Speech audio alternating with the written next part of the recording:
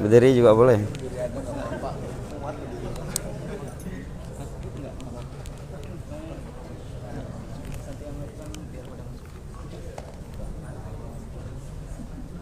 Bismillah. Cek cek cek cek.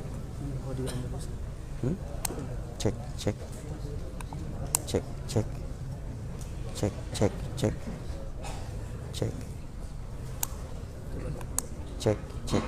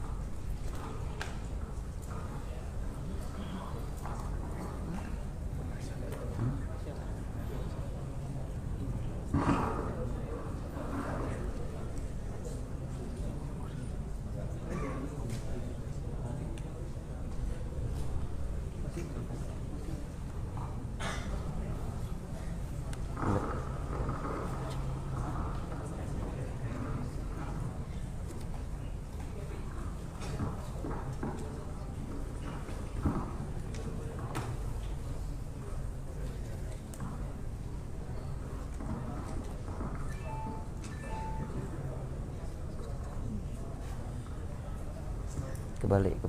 Sebelah kanan itu.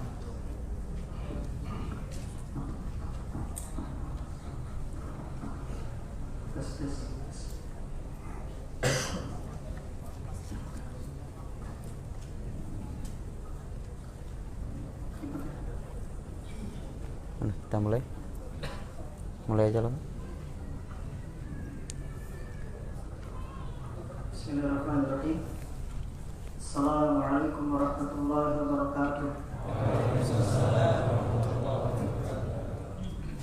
Innal hamdalillah nahmaduhu wa nasta'inuhu wa nastaghfiruh wa na'udzu billahi min shururi anfusina wa min sayyiati a'malina. Man yahdihillahu fala mudilla lahu wa man yudlil fala hadiya lahu. Asyhadu an la ilaha illallah wahdahu la syarika lahu wa asyhadu anna Muhammadan 'abduhu wa rasuluh. Amma ba'du. Alhamdulillah, segala puji hanya milik Allah Rabb semesta alam. Pada kesempatan kali ini, di hari yang berbahagia, insyaallah kita bersama-sama untuk bisa berkumpul di majelis ilmu di salah satu rumah Allah Subhanahu wa taala bersama Ustaz Farhan Abu Furekan hafizahullah taala yang akan membahas mengenai urgensi tauhid, pembahasan tauhid dan pembahasan yang pokok. Maka persiapkan apa yang seharusnya dipersiapkan oleh penuntut ilmu, baik itu buku ataupun pena. Catat dengan baik apa yang beliau sampaikan. Kemudian kita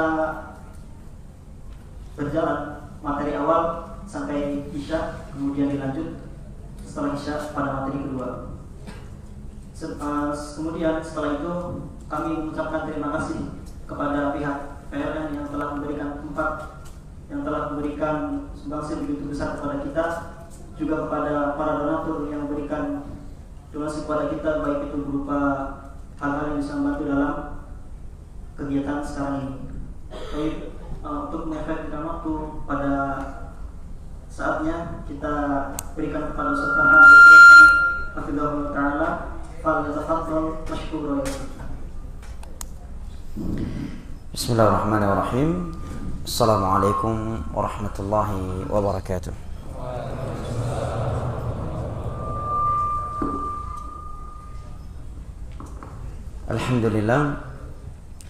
Alhamdulillahilladzi arsala rasulahu bil huda wa dinil haqq liyudhhirahu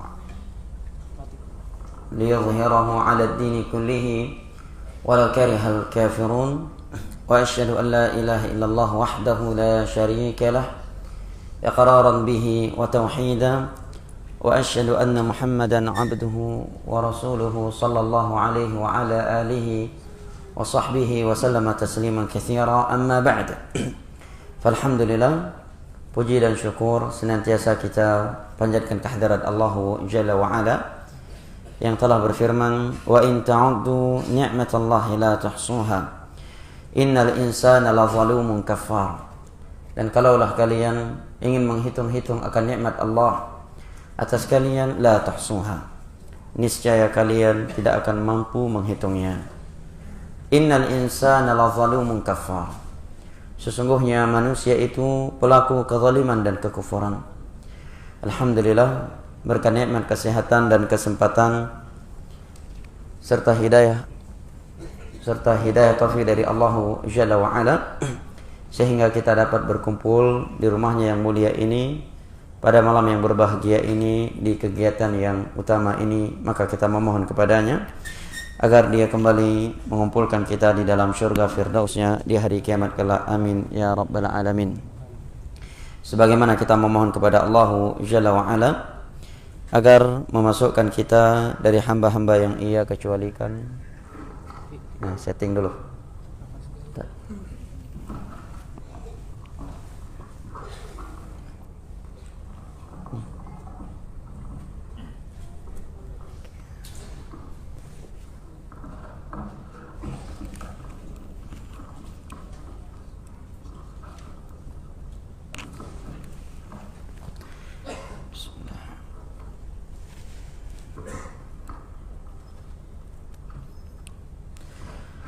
Sebagaimana kita memohon kepada Allah Jalla wa Ala agar memasukkan kita dari hamba-hamba yang Ia kecualikan di dalam firman-Nya, al-akhillau yawma idzin ba'dhum li ba'dhin aduwwun illa al-muttaqin. Seluruh orang-orang yang saling cinta mencintai, kasih mengasihi di dunia ini, kelak pada hari kiamat semua mereka akan saling bermusuhan. Illa al-muttaqin, kecuali orang-orang yang bertakwa kepada Allah Jalla wa Ala. Allah Jalla wa Ala juga berfirman, wal mu'minuna wal mu'minatu ba'dhuhum awliya'u ba'dh ya'muruna bil ma'ruf wa yanhauna 'anil munkar. Kaum mukminin dan kaum mukminat itu mereka saling berloyalitas, saling menuntun, saling memimpin di antara mereka. Ya'muruna bil ma'ruf wa yanhauna 'anil munkar. Mereka saling mengajak kepada hal yang ma'ruf dan saling mencegah dari hal yang munkar.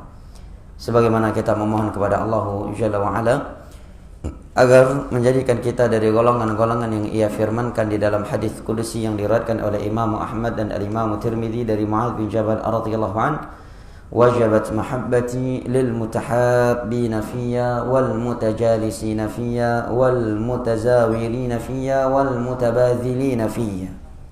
Sungguh telah pasti kecintaanku untuk hamba-hambaku yang mereka saling cinta mencintai sesama mereka karenaku. Mereka saling duduk sesama mereka karenaku. Mereka saling kunjung mengunjungi sesama mereka karenaku. Dan mereka saling berbagi sesama mereka karenaku. Dan saya bersyukur kepada Allah Jalla wa Ala, kemudian segenap teman-teman dan secara khusus panitia yang telah menjadi sebab saya dapat berkunjung berziarah ke tempat antum ini, kota Cirebon. Kota kan? Nah, kota Cirebon. Yang ini merupakan ziarah perdana bagi saya dan kawan saya Akhuna Ubid, yang mudah-mudahan Allah Jalla wa Ala menjadikan ziarah ini ziarah yang bernilai dengan nilai yang telah disebutkan oleh Nabi SAW di hadis di atas, dan di dalam sebuah hadis yang diriwayatkan oleh Imam Muslim dari Abu Hurairah radhiyallahu an, anna rajulan zara akhallahu fi qaryah فأرصد الله على مدرجته ملكا فقال يا فلان أين تريد؟ قال أريد زيارة أخي في هذه القرية. قال هل من نعمة تربها عليه؟ قال لا، غير أنني أحببته في الله. قال فإني رسول الله إليك فإن الله قد أحبك بما أحببته فيه. Nabi menyebutkan bahwa ada seorang yang menempuh sebuah perjalanan untuk mengunjungi salah satu saudaranya, sahabatnya. Di tengah perjalanannya Allah mengutus seorang malaikat berkata kepadanya, hendak kemana engkau wahai fulan? Dia pun menjawab, aku ingin mengunjungi saudaraku di tempat ini. Malaikat tersebut kembali bertanya kepadanya, apakah kunjungan kamu ini dikarenakan kepentingan duniawi yang engkau harapkan darinya? Dia pun menjawab, sama sekali tidak. Aku mengunjunginya semata-mata karena aku cinta kepadanya karena Allah. Maka malaikat tersebut berkata kepadanya, fa inni Rasulullah ilaik, sesungguhnya aku adalah malaikat utusan Allah kepadamu. Sesungguhnya Allah telah cinta kepadamu karena engkau mencintai hambanya karenanya. Atas undang-undang dasar radhina billahi rabba wa bil islami dina wa bi Muhammadin sallallahu alaihi wasallam nabiyyan wa rasula. Di saat ini kita berkumpul, kita bertemu dalam rangka menjalankan firman Allah Jalla wa Ala, wa dzakir fa inna dzikra tanfa'ul mu'minin wa ta'awanu 'alal birri wat taqwa wa la ta'awanu 'alal itsmi wal 'udwan kuntum khayra ummatin ukhrijat lin-nas ta'muruna bil ma'ruf wa tanhauna 'anil munkar. Ikhwani al-kiram wa akhwati al-karimat rahimani wa rahimakumullah, merupakan sebuah nikmat anugerah dari Allah Jalla wa Ala kepada seorang pemuda, di mana Allah Jalla wa Ala memberikan kesadaran kepadanya untuknya segera berhijrah, segera mendekatkan dirinya kepada Allah Jalla wa Ala. Ini adalah nikmat yang hendaknya disyukuri dan dijaga. Dan secara umum Allah Ta'ala berfirman, wa idh ta'adzana rabbukum la in syakartum la azidannakum wa la in kafartum in adzabi lasyadid. Dan ingatlah tatkala Rabbmu mengumumkan, jika kalian mensyukuri nikmatku maka akan aku tambahkan nikmatku tersebut. Ini tips agar nikmat itu bertambah, agar kita mensyukurinya. Maka kalau antum ingin ditambah istri satu lagi, berarti pandai-pandai mensyukuri istri pertama agar ditambah satu lagi. Mungkin kalau yang bawa istri pulang akan bilang, mas khusus nikmat istri nggak usah bersyukur, kalau nanti ditambah satu lagi. La in syakartum la azidannakum, andai kata kalian bersyukur niscaya akan aku tambahkan nikmatku untuk kalian. Wa la in kafartum inna adzabi lasyadid, dan jika kalian kufur maka sesungguhnya azabku amatlah pedih. Merupakan azab Allah yang amat pedih adalah Allah menghilangkan sebuah nikmat yang telah Ia berikan kepada seorang hamba. Innahu may yubaddil ni'matallahi min ba'di ma ja'atuhu fa innallaha syadidul iqab. Sesungguhnya barang siapa yang menghilangkan nikmat yang telah Allah berikan kepadanya, maka sesungguhnya Allah amat keras akan siksaannya. Di dalam sebuah hadis atau sebuah riwayat yang diriwayatkan oleh Imam Abu Daud atau At-Tirmidzi dari Abu Musa al-Asy'ari radhiyallahu anhu, secara sanad dia mauquf tetapi memiliki hukum ar-rafa'. Beliau menyatakan, innallaha yu'ti ad-dunya man yuhib wa man la yuhib wa la yu'ti ad-din illa man yuhib. Dunia itu akan Allah berikan kepada hamba yang Ia cintai dan kepada hamba yang tidak Ia cintai sekalipun. Adapun nikmat agama itu tidak akan pernah Allah berikan kecuali hanya kepada hamba-hamba yang Ia cintai saja. Nikmat menjaga salat 5 waktu, nikmat berpuasa, nikmat menjaga salat tahajud, nikmat membaca Al-Quran, nikmat teman-teman yang baik, nikmat majelis ilmu agama, nikmat guru, nikmat istri yang salihah, nikmat anggota keluarga yang saleh yang taat kepada Allah Jalla wa Ala. Kata beliau, innallaha yu'ti ad-dunya man yuhib wa man la yuhib wa la yu'ti ad-din illa man yuhib. Nikmat dunia itu akan Allah berikan kepada siapa saja. Allah akan memberikannya kepada hamba yang Ia cintai dan kepada hamba yang tidak Ia cintai sekalipun. Adapun nikmat agama itu tidak akan pernah Allah berikan kecuali hanya kepada hamba-hamba yang Ia cintai sekalipun. Maka seorang pemuda hendaknya bersyukur kepada Allah Jalla wa Ala atas nikmat hidayah, nikmat ketaatan. Jangan malah menyesal kenapa terlalu cepat hijrah ya, dalam keadaan aku belum merasakan diskotik. Terkadang syaitan memberi bisikan, temanku enak dia walaupun udah hijrah tapi sebelumnya udah pernah hidup di diskotik, udah pernah pacaran, udah pernah berjudi, udah pernah berzina, pernah ini pernah itu dari berbagai maksiat. Na'udzubillah min dzalik. Ini adalah bisikan-bisikan syaitan. Allah Jalla wa Ala berfirman, "Awalam nu'ammirkum ma yatadhakkaru fihi man tadhakkara wa ja'akumun nadhir."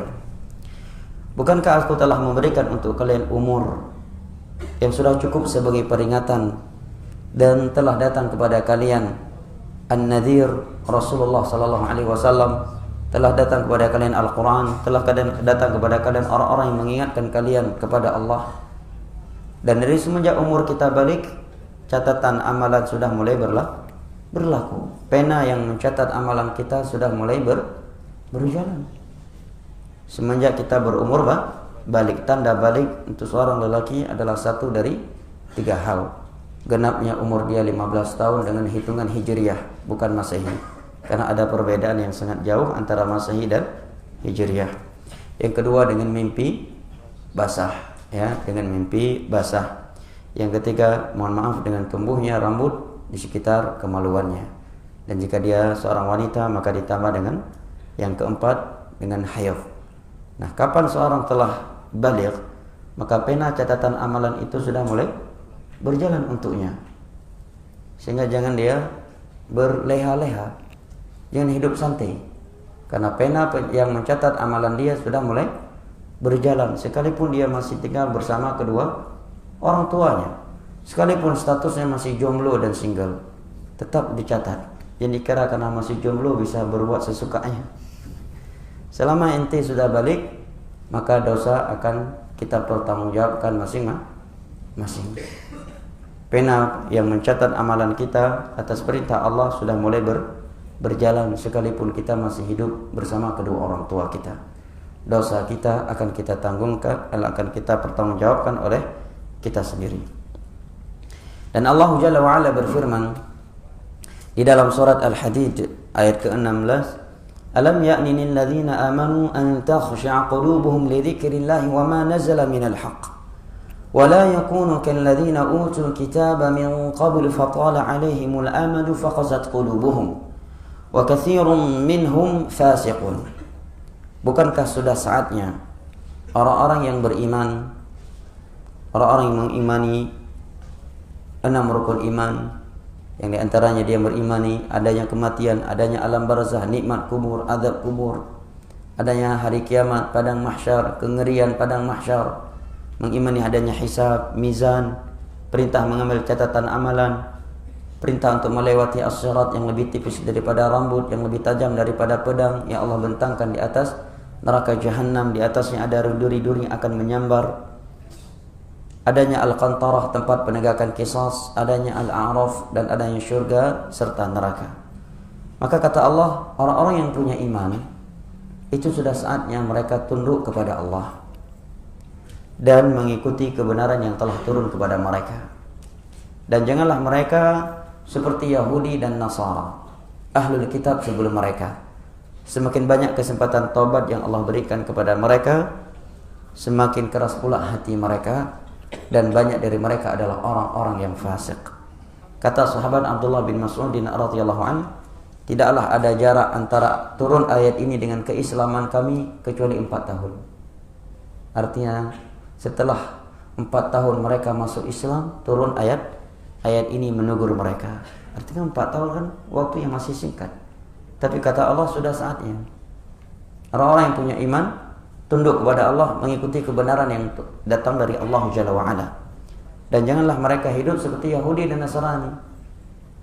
Kalau Yahudi dan Nasrani, orang-orang kafir, hidupnya tujuan utama mereka adalah melampiaskan hawa nafsu mereka. Siang dan malam mereka senantiasa bermaksiat, hidup tanpa aturan, karena memang mereka tidak punya iman. Adapun kita punya iman.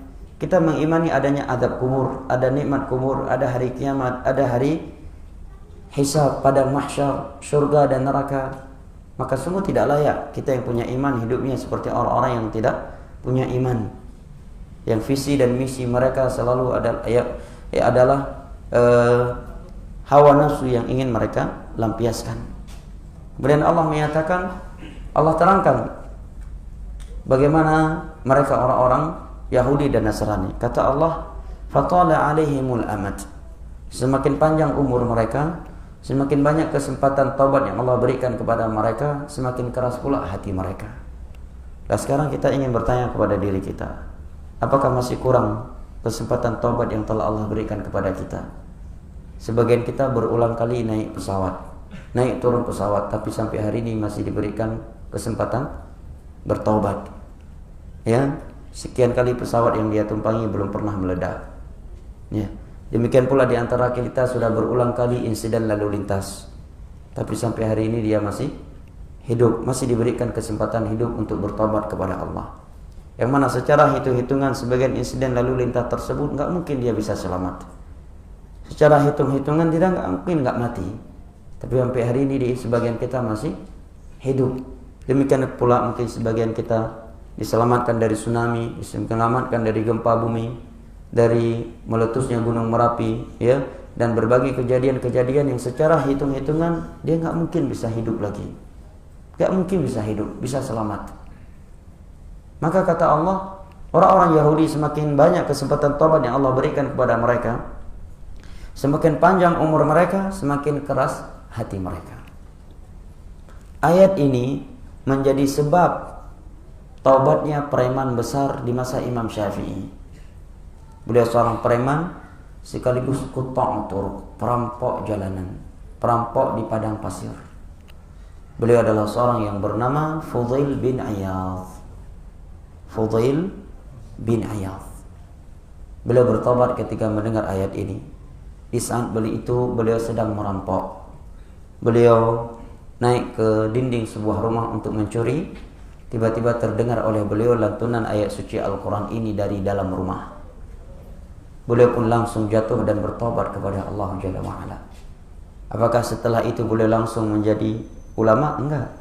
Apakah setelah itu beliau langsung menjadi moderator daurah? Enggak. Beliau pergi menghilang sekian lama dari daerahnya. Pergi ke Mekah, ke Masjidil Haram, fokus belajar dan beribadah kepada Allah Jalla wa'ala sampai beliau menjadi ulama. Masyarakat di tempatnya kehilangan Fudail bin Iyadh. Kemana Fudail bin Iyadh? Kalau sekarang udah mulai aman ini. Fudail bin Iyadh sudah tidak lagi terlihat. Tiba-tiba muncul sudah menjadi ulama. Tapi beliau muncul menjadi ulama setelah belajar. Enggak sebagian orang mantan artis jadi ulama, jadi ustadz. Napi jadi ustadz. Keluar dari penjara jadi ustadz. Artis tobat jadi ustadz. Kita memang sangat apresiasi, sangat bangga dan sangat senang ada orang yang mantan preman bertobat, ya, seorang artis tobat menjadi taat mengajak orang lain. Tapi untuk menjadi pendakwah, menjadi ustadz, sabar dulu, ini beda, areanya beda, bukan dunia entertainment. Asal acting aja loh, asal ente pandai acting bisa naik, nggak bisa. Ini masalah agama, ente harus belajar dulu. Ente harus belajar dulu bahasa Arab yang benar, akidah yang benar, tafsir, ya, ilmu fikih, ya, ilmu akidah, baru boleh tampil. Karena kalau tidak, kerusakan akan semakin banyak. Dan paling di antara bahayanya ketika dia sudah merasa ditokohkan, ada sifat ujub, dia merasa tidak perlu lagi mempelajari pelajaran-pelajaran yang mestinya dia harus belajar itu. Sudah gengsi dia untuk belajar Iqra, sudah gengsi dia untuk belajar bahasa Arab dari nol, ya. Apalagi dia sudah memiliki popularitas dalam hal tersebut. Fudail bin Iyadh begitu tobat langsung dipakai oleh Imam Syafi'i. Bro, besok ana mengisi kajian, temanya hijrah, percontohan. Ente jadi moderator ya, karena ente baru hijrah. Ini sama aja kayak membongkar aibnya Fudail bin Iyadh yang sudah tobat. Jadi ada sebuah cerita di Yaman. Ada seorang, dia memang tadinya nakal luar biasa, hidupnya di Dubai, suka minum khamar, ya, berjudi, berzina. Suatu ketika dia bertobat dikarenakan suatu jamaah yang mengajaknya. Saya tidak ingin menyebutkan nama jamaah tersebut dikarenakan sebuah maslahat yang dipertimbangkan. Ya, suatu jamaah mengajak dia, maka selalu diajak khuruj dakwah berhari-hari, sekian hari ke tempat ini ke tempat itu. Nah, setiap kali mereka ngisi kajian, dia dijadikan sebagai percontohan. Kata si penceramah, wahai jamaah, sudah saatnya kita bertobat. Ini aja nih udah tobat, ini dulu pemabuk, penzina, penjudi. Sekarang udah bertobat dia. Dia bilang, ya Allah, bertahun-tahun aku dulu bermaksiat kepada Allah, Allah tutup. Tidak ada yang mengetahui saya seperti ini. Begitu aku masuk bersama jamaah ini, mereka bongkar aib saya.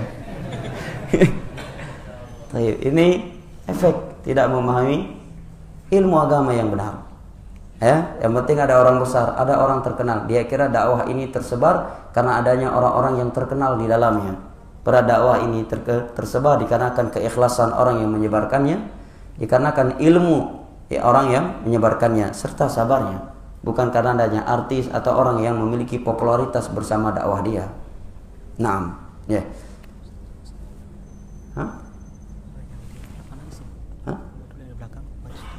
Yang dari belakang katanya maju sedikit. Berdiri dulu, berdiri dulu, maju lagi. Nggak duduk lagi juga nggak apa-apa kalau antum sanggup. Berdiri dulu, maju lagi katanya biar muat ya. Biar lebih muat lagi berdiri aja, nggak usah duduk-duduk lagi. Ini masih kosong nih, ini masih kosong nih. Maju lagi, masya Allah, barakallahu fikum. Tabarakallah. Allahu Akbar.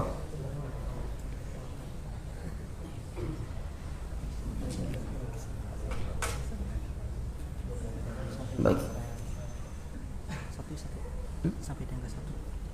Baik.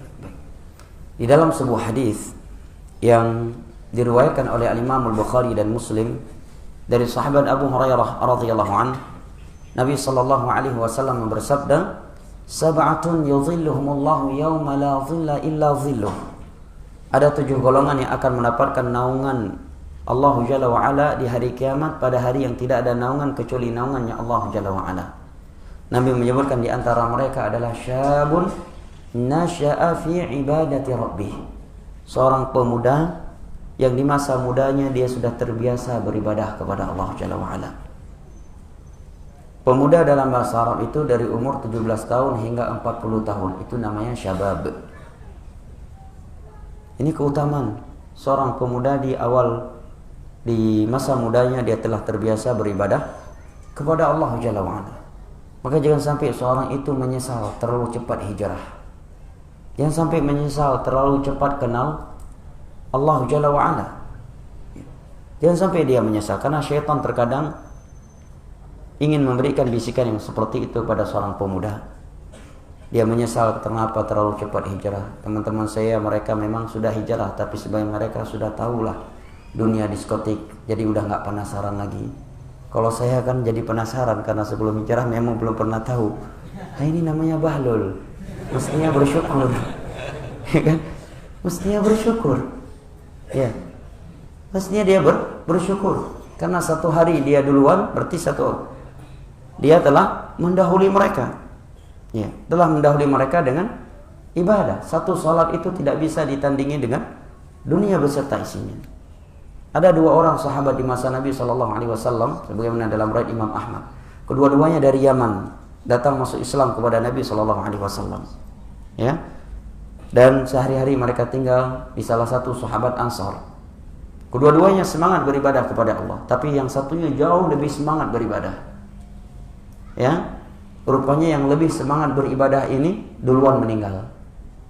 1 tahun berikutnya barulah meninggal temannya satu lagi yang tidaklah lebih semangat beribadah daripada dia.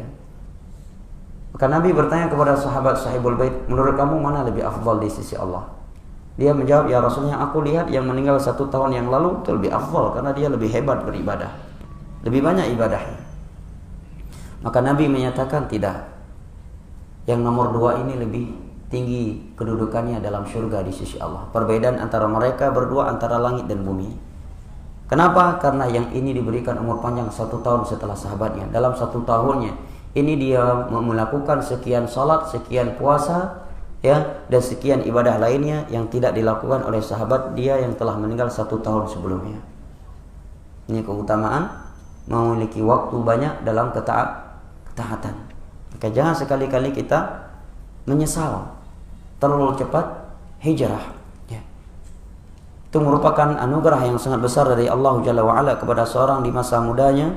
Ya, dia telah mengenal Allah Jalla wa'ala, telah mengenal masjid, mengenal ilmu agama, yang sudah meninggalkan maksiat kepada Allah Jalla wa'ala. Bahkan di dalam sebuah riwayat Nabi SAW menyatakan, ajiballahu ila syabin laysat lahu sabwah. Allah kagum kepada seorang hamba, seorang pemuda yang bisa menundukkan hawa nafsunya.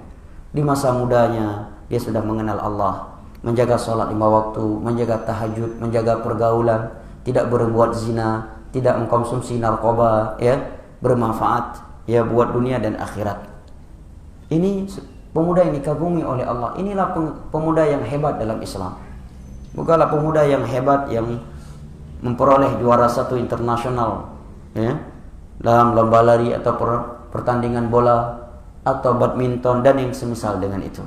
Pemuda yang hebat, pemuda yang dikagumi oleh Allah adalah syab laysat lahu sabwa, seorang pemuda yang di masa mudanya dia sudah biasa taat kepada Allah, dia mampu mematahkan hawa nafsunya. Nabi SAW bersabda, al-mujahidu man jahada nafsahu ala ta'atillah wal muhajir man hajara ma'siyatallah. Hadis riwayat Al-Imam Al-Bukhari dari Abdullah bin Amr bin As radhiyallahu anhuma.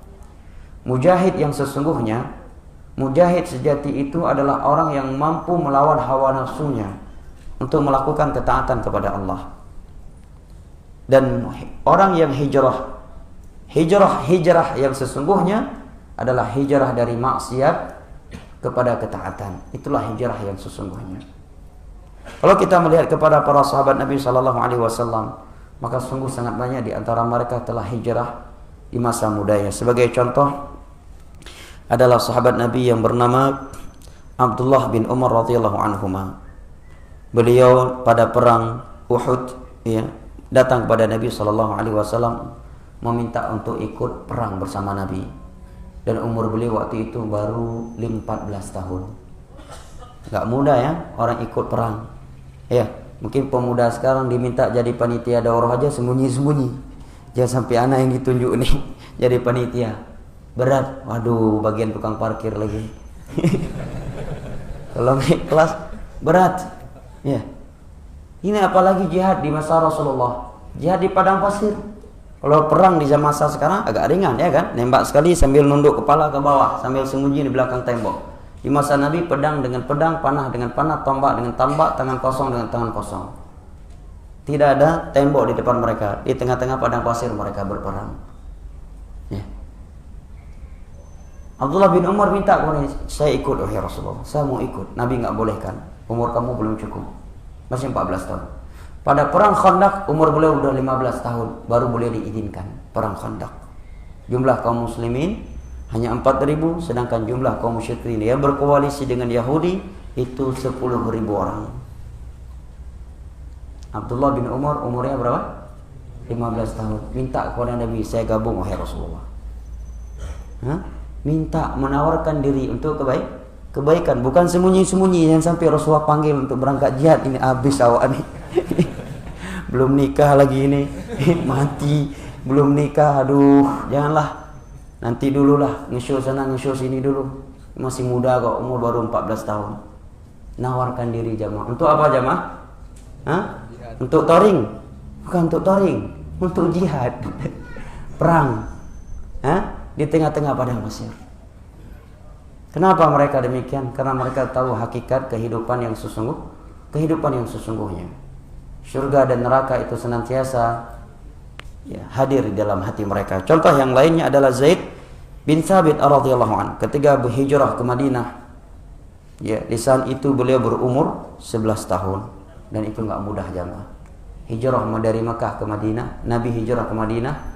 Zaid bin Thabit itu baru berumur 11 tahun. Hijrah dari Makkah, meninggalkan keluarga, tempat yang dia di situ dibesarkan, di situ keluarganya, di situ mata pencahariannya. Umurnya baru berapa? 11 tahun udah hijrah. Adapun hijrah kayak kita masih tinggal sama orang tua, masih dikasih uang sama orang tua, gampang, cuma sekedar sholat 5 waktu berjamaah, melihara jenggot dikit. Itu pun ada yang update, ada yang merapikan biar nggak ketahuan itu jenggot sunnah, tapi itu jenggot gaul katanya.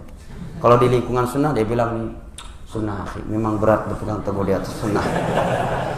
Begitu lingkungannya orang awam, ya akhirnya jenggot udah gaul, tren ini nggak lihat itu. Aktor-aktor barat, Hollywood sekarang berjenggot, medis dunia mengakui jenggot. Dia nggak mau diketahui bahwa jenggot dia itu karena sunnah. Tapi kalau di lingkungan sunnah, alhamdulillah kita dapat hidayah bisa melihat jenggot. Kurang sportif, kurang jujur, ya. Cuma sekedar itu mudah, paling dicemoohin, dikucilkan, ya kan? Para sahabat Nabi hijrah dari Mekah ke Madinah, taruhannya nyawa. meninggalkan keluarganya, ya, dan otomatis akan miskin sekian lama di Madinah. Tantangan yang luar biasa. Perjalanan dari Mekah ke Madinah pun jalan kaki. Jalan kaki. Subhanallah. Gak ada yang menyediakan nasi bungkus. Sebagian daerah Masya Allah disediakan nasi bungkus lagi. Ya, siapa yang gak mau hijrah kayak itu? Ya, ini gak ada yang menyediakan nasi bungkus. Berapa umur Zaid bin Thabit? 11 tahun jamaah. Kita termasuk telat. Siapa yang paling muda di sini? Anak muda. Antum berapa umurnya? 14. Seumuran Abdullah bin Umar tadi ketika belum minta ke Nabi untuk ikut perang Uhud. Zaid bin Thabit umur 11 tahun. Ketika hijrah dari Mekah ke Madinah. Naam. Dan beliau ikut perang Badar. Beliau ingin gabung pada perang Badar. Wasinhu 13 sanah. Di saat itu umur beliau baru 13 tahun. Tahu perang Badar? Jumlah para sahabat hanya 300 orang. Tanpa perlengkapan perangi. Karena tujuan mereka ke Badar hanya untuk menghadangi saudagar Quraisy yang pulang dari Syam yang akan melewati pantai Badar. Rupanya terdengar oleh Abu Sufyan CS. Ya, saat itu beliau belum masuk Islam. Maka mereka pun bergegas dari Mekah ke Badar dengan jumlah 1000 orang dengan senjata yang lengkap. Nah, sahabat Nabi SAW Zaid bin Thabit minta kepada Nabi, ya Rasulullah, saya ikut gabung ke Badar. Padahal resikonya sangat besar. 300 orang tanpa senjata lengkap ini akan melawan 1000 orang. Zaid bin Thabit minta, ya Rasul, saya ikut wahai Rasulullah. Umurnya berapa tahun? 13 tahun. Kalau cuma sekedar minta izin, saya ikut daurah, ya gampang ikut daurah. Ya, saya naik Gojek online, ya kan? Jalan kaki paling pahit, ada hujan, ya kan? Naik sepeda. Ini ikut ke perang Badar. Taruhannya apa? Nyawa. Mati masih jomblo. Karena umur beliau masih 13 tahun. Fastasgharahu Nabi SAW. Maka Nabi menganggap kamu masih kecil. Nabi enggak membolehkan. Rahmatnya Nabi kepada anak-anak muda. Kemudian beliau pada perang Uhud, beliau juga minta izin ke Rasulullah. Ya Rasul, saya gabung. Saya ikut perang Uhud. Dan perang Uhud sangat ngeri. Ya, sebuah peperangan yang insyaallah semua antum memakluminya. Di saat itu umur beliau 14 tahun. Minta gabung. Masih ditolak oleh Rasulullah. Maka pada perang Khandaq baru beliau diterima oleh Nabi SAW. Padahal umur beliau, di saat itu umur beliau 15 tahun. Contoh yang lain, Umair ibnu Abi Waqqas radhiyallahu anhu. Saudaranya Sa'ad bin Abi Waqqas, beliau ingin ikut perang Badar. Di saat itu umur beliau 14 tahun. Ya, ada yang menyebutkan 16 tahun dan beliau ditolak oleh Nabi, nggak boleh ikut. Kemudian beliau menangis. Maka Nabi kasihan, lihat ini anak kok serius sekali, nggak boleh ikut jihad, nangis. Kalau anak nggak boleh ikut nonton konser nangis itu biasa, ya kan? Ini dibilang jangan ikut perang, nangis, tetap minta ikut. Maka Nabi pun sayang, akhirnya dibolehkan. Sampai-sampai disebutkan oleh Sa'ad bin Waqqas, saya yang mengikat tali pedangnya karena masih kecil dia. Ya, ini menunjukkan semangatnya para sahabat Nabi SAW dan beliau mati terbunuh di perang Badar. Namun saya sebutkan kisah ini bukan berarti Anda menganjurkan antum sekarang untuk perang bukan.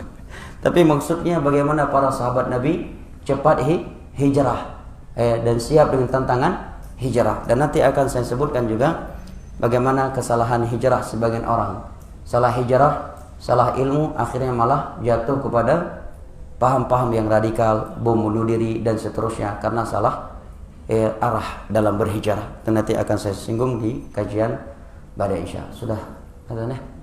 Masya Allah, cepat sekali waktu kita, cukupkan dulu sampai di sini dan akan kita lanjutkan pada sesi kedua setelah salat Isya. Lebih dan kurangnya saya mohon maaf.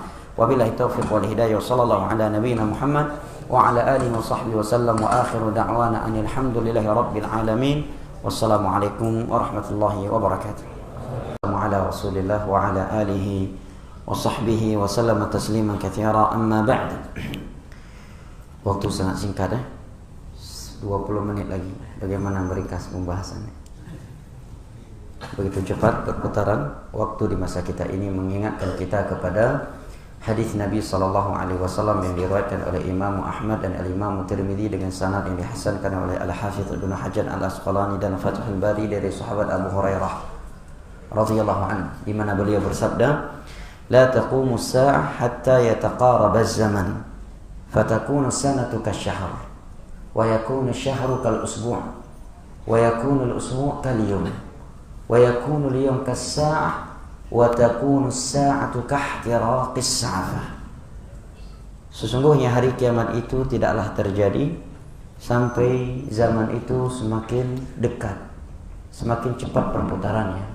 1 tahun seperti 1 bulan. Perputaran waktu 1 bulan seperti 1 pekan. Perputaran waktu 1 pekan seperti 1 hari. Perputaran waktu 1 hari kas-sa'ah. Sa'ah dalam bahasa Arab artinya waktun qasir. Di waktu yang sangat pendek. Waktu yang sangat pendek habisnya seperti habisnya pelepah kurma yang kering tatkala dibakar. Tak terasa, baru aja selesai salat maghrib, udah salat isya. Nanti tiba-tiba udah salat subuh, tiba-tiba zuhur, tiba-tiba udah asar, tiba-tiba udah maghrib lagi, isya lagi, tiba-tiba udah manrob buka. Wa madinuka wa man nabiyuka, dalam keadaan yang masih jomblo. Perputaran waktu yang begitu cepat. Ikhwani al-kiram wa akhwati al-karimat yang saya cintai dan saya muliakan, rahimani wa rahimakumullah. Di kajian sesi pertama tadi telah kita simak beberapa ayat Al-Qur'anul Karim dan hadis-hadis Nabi sallallahu alaihi wasallam serta beberapa ucapan ulama salaf yang menerangkan kepada kita beberapa hal. Yang pertama, keutamaan hidayah secara umum dan secara khusus ketika seorang masih muda. Di masa mudanya dia telah hijrah, telah taat kepada Allah Jalla wa Ala. Dan juga telah kita simak tadi beberapa contoh para sahabat Nabi SAW yang telah hijrah dan mereka masih sangat muda, di usia yang sangat muda, bahkan di usia dini. Ada yang tadi hijrah di umur 11 tahun. Masya Allah. Yang hijrah di masa itu jauh lebih berat daripada hijrah di masa kita. Benar-benar hijrah memang. Juga di antara mereka adalah Ali bin Abi Thalib. Ali bin Abi Thalib di saat perang Badar umurnya 20 tahun. Perang Badar itu tahun ketiga Hijriah. Berarti bayangkan, berarti ketika beliau masuk Islam berapa umurnya? Karena beliau termasuk orang yang pertama kali masuk Islam di awal dakwah Nabi di Mekah. Wanita yang pertama adalah Khadijah. Orang tua yang pertama adalah Abu Bakar. Anak muda yang pertama kali masuk Islam adalah Ali. Berarti berapa umur beliau di saat itu? Hah? Kurang lagi. Karena 5 tahun. Di perang Badar beliau umurnya 20 tahun. Perang Badar tahun 3 Hijriah. Nabi di Mekah 13 tahun. Nabi diangkat menjadi Nabi, Ali langsung ikut. Berarti berapa umurnya? 20 kurang 3 jadi 17. Kurang 13 tahun lagi. 4 tahun. 4 tahun jamaah.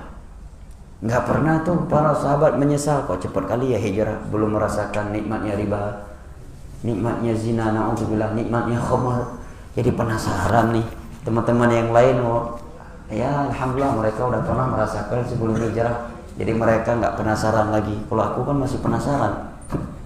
Na'udzubillah jamaah, itu bisikan syaitan. Ya, terkadang bisikan itu ada pada hati sebagian orang. Dan itu kita rasakan ketika kita mungkin hijrah, umur kita masih muda. Ya, syaitan memberikan bisikan-bisikan yang seperti itu. Istiqamah telah kita simak tadi itu, keutamaan yang sangat besar ketika orang istiqamah taat kepada Allah dan umurnya masih muda. Dan perlu diketahui, orang-orang yang istiqamah di atas jalan Allah Jalla wa Ala itu akan dihibur oleh malaikat-malaikat Allah di saat dia berada di sakaratul maut, hendak dicabut nyawanya oleh malaikat maut.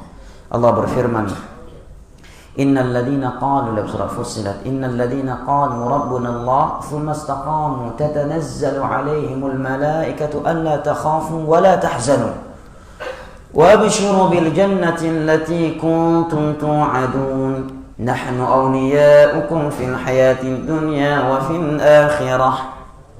Sesungguhnya orang-orang yang menyatakan Rabb kami adalah Allah, maka dia pun menjalankan perintah-perintah dan meninggalkan larangan-larangannya. Kemudian mereka istiqamah, maka malaikat-malaikat Allah turun kepada mereka, menghibur mereka, menyatakan kamu tidak usah takut terhadap apa yang akan terjadi, dan kamu tidak usah sedih terhadap apa yang telah terjadi. Bergembiralah engkau dengan surga yang telah dijanjikan dahulunya kepadamu. Kami adalah wali-wali Allah untuk kamu ketika di dunia, maka kami juga wali-wali Allah untuk kamu ketika kamu di alam barzakh dan di hari kiamat kelak. Kata Imam Ibnu Katsir, ini di saat dia berada di sakaratul maut. Malaikat maut udah turun, ingin mencabut nyawanya. Malaikat-malaikat lain turun dari langit menemani dia, menghibur dia, sehingga dia tidak merasa takut dengan malaikat maut. Berkat apa jamaah? Istiqamah. Dan istiqamah itu berat. Berat istiqamah itu. Nabi SAW menyatakan huffatil jannatu bil makarih wa huffatin naru bisyahwat. Surga itu tirainya adalah perkara-perkara yang tidak disukai oleh hawa nafsu. Sedangkan tirai neraka Allah adalah hal-hal yang disukai oleh hawa nafsu. Apalagi kita hidup di akhir zaman. Sungguh berat istiqamah itu. Nabi SAW bersabda, sayati 'alal nasi zamanun as-sabiru fihim 'ala dini kal qabidhi 'alal jamar. Akan datang sebuah masa nanti di akhir zaman, orang yang berpegang teguh di atas agama Allah di saat itu rasanya seperti menggenggam bara api. Hadis riwayat Imam Tirmidzi dari Anas bin Malik radhiyallahu anhu dengan jalan yang banyak sehingga menjadi hasan, kata Syekh Albani. Dalam riwayat yang lain dari Abu Hurairah, Nabi menyatakan lil amilil wahidi minhum ajru 50 rajula. Orang yang bisa istiqamah di masa seperti itu, satu orang dari mereka pahalanya seperti 50 orang. Para sahabat bertanya, ya Rasulullah, 50 orang perbandingan kami atau perbandingan mereka? Maka Nabi menyatakan bal minkum, bahkan perbandingan dengan kalian.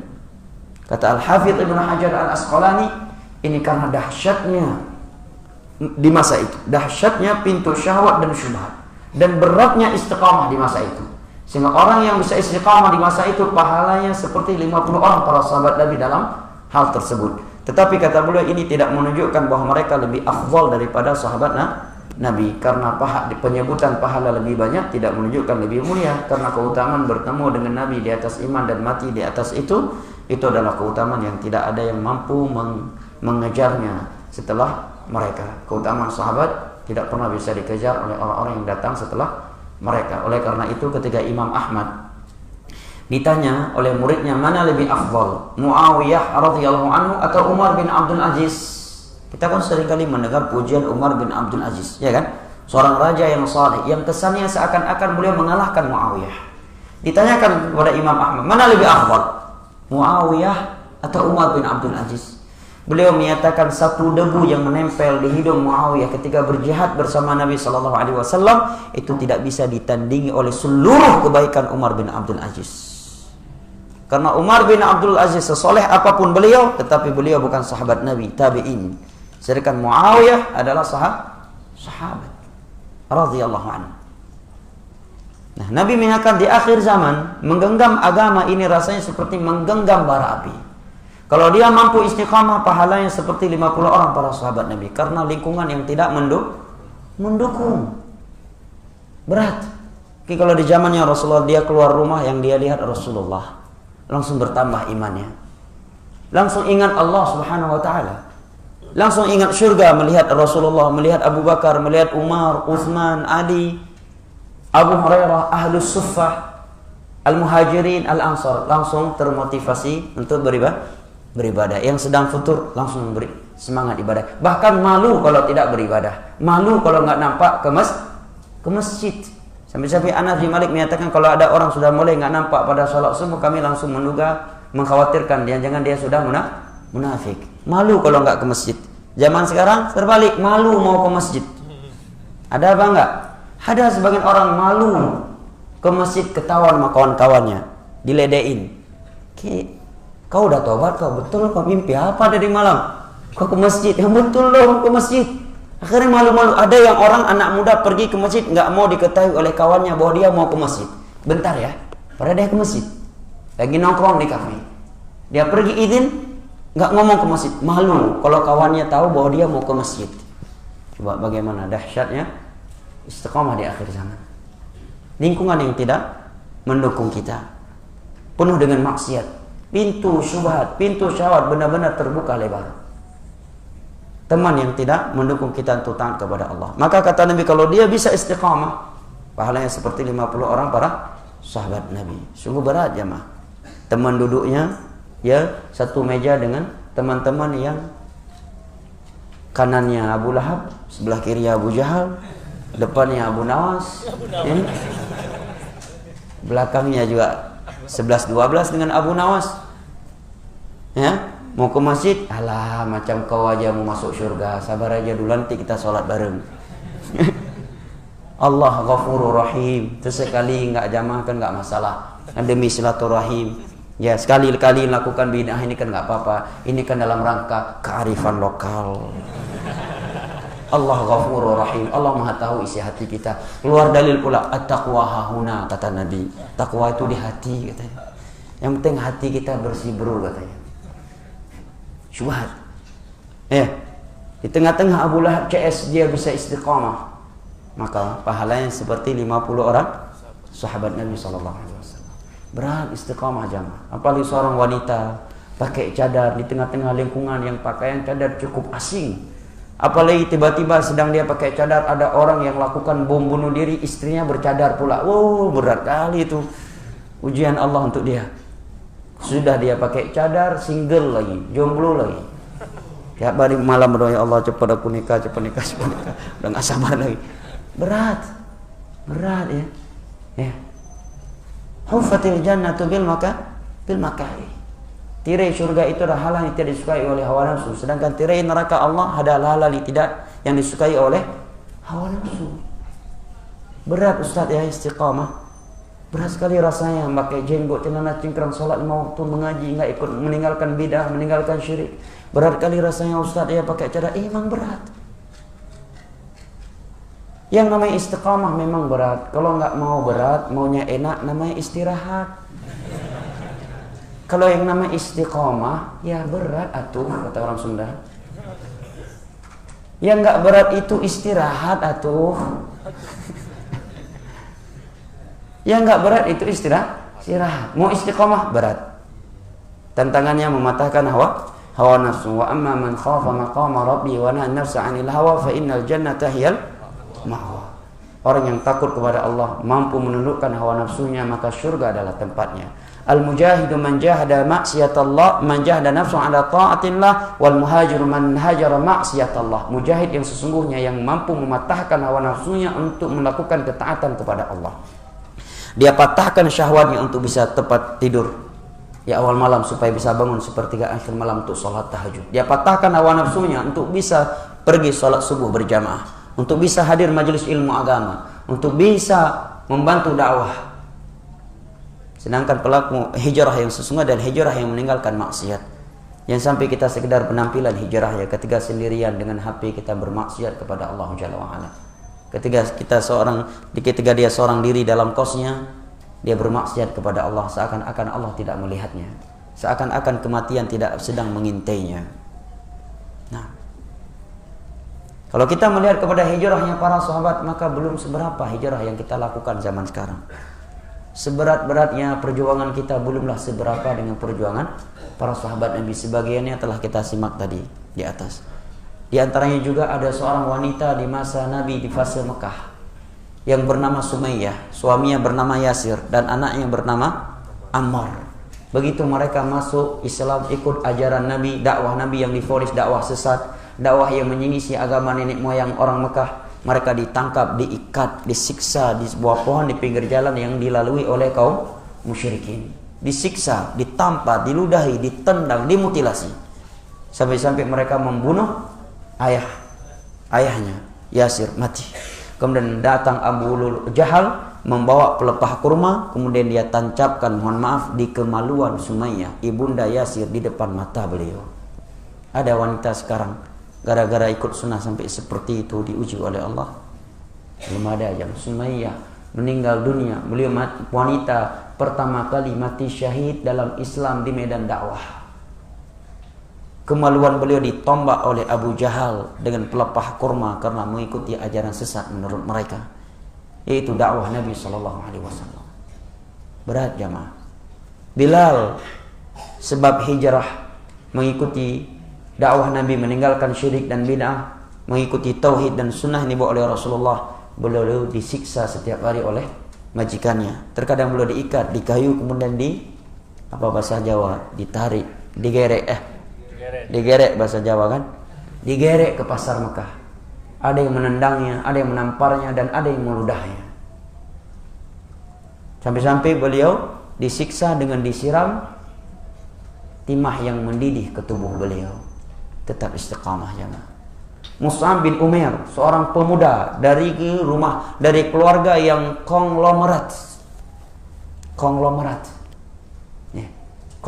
Mekah. Beliau kalau pakai pakaian sangat mewah. Minyak wangi paling mahal. Dari jauh orang udah tahu ini minyak wanginya Mus'ab bin Umair. Bajunya selalu baju mahal. Sudah terbiasa manja dengan fasilitas. Begitu hijrah, cabut semua fasilitas, diusir, ditendang dari rumah, dari keluarga besar, sampai menjadi gembel beliau. Jadi miskin, sahabat gak mampu melihat beliau. Melihat beliau, para sahabat menangis. Kelaparan, kurus, bajunya hanya itu compang-camping, yang tadinya seorang yang wangi, harum, pakaiannya mahal, dari keluarga yang konglomerat. Kalau kita hidup miskin, memang dari awal lahir kita sudah kolong melarat, gak terlalu berat. Ya kan? Memang dari kecil memang udah ke kolong melarat. Ya. Ini Masya Allah, Mus'ab bin Umair saking miskinnya ketika meninggal, nggak ada kain kafan, nggak punya kain kafan, hanya sehelai kain sarung yang kalau ditutup bagian kepala nampak bagian kaki, ditutup bagian kaki nampak bagian kepala. Maka Nabi memilih untuk menutup bagian kepalanya dan menutup kakinya dengan bisyai'in minal idkhir, sejenis rumput, untuk menutup kakinya. Kita belum sampai seperti itu. Ada di antara kita saking miskinnya satu gamis untuk 10 tahun? Hah? Nggak ada. Tiap tahun gamis, tiap minggu malah gamis baru. Hah? Tiap bulan sendal baru.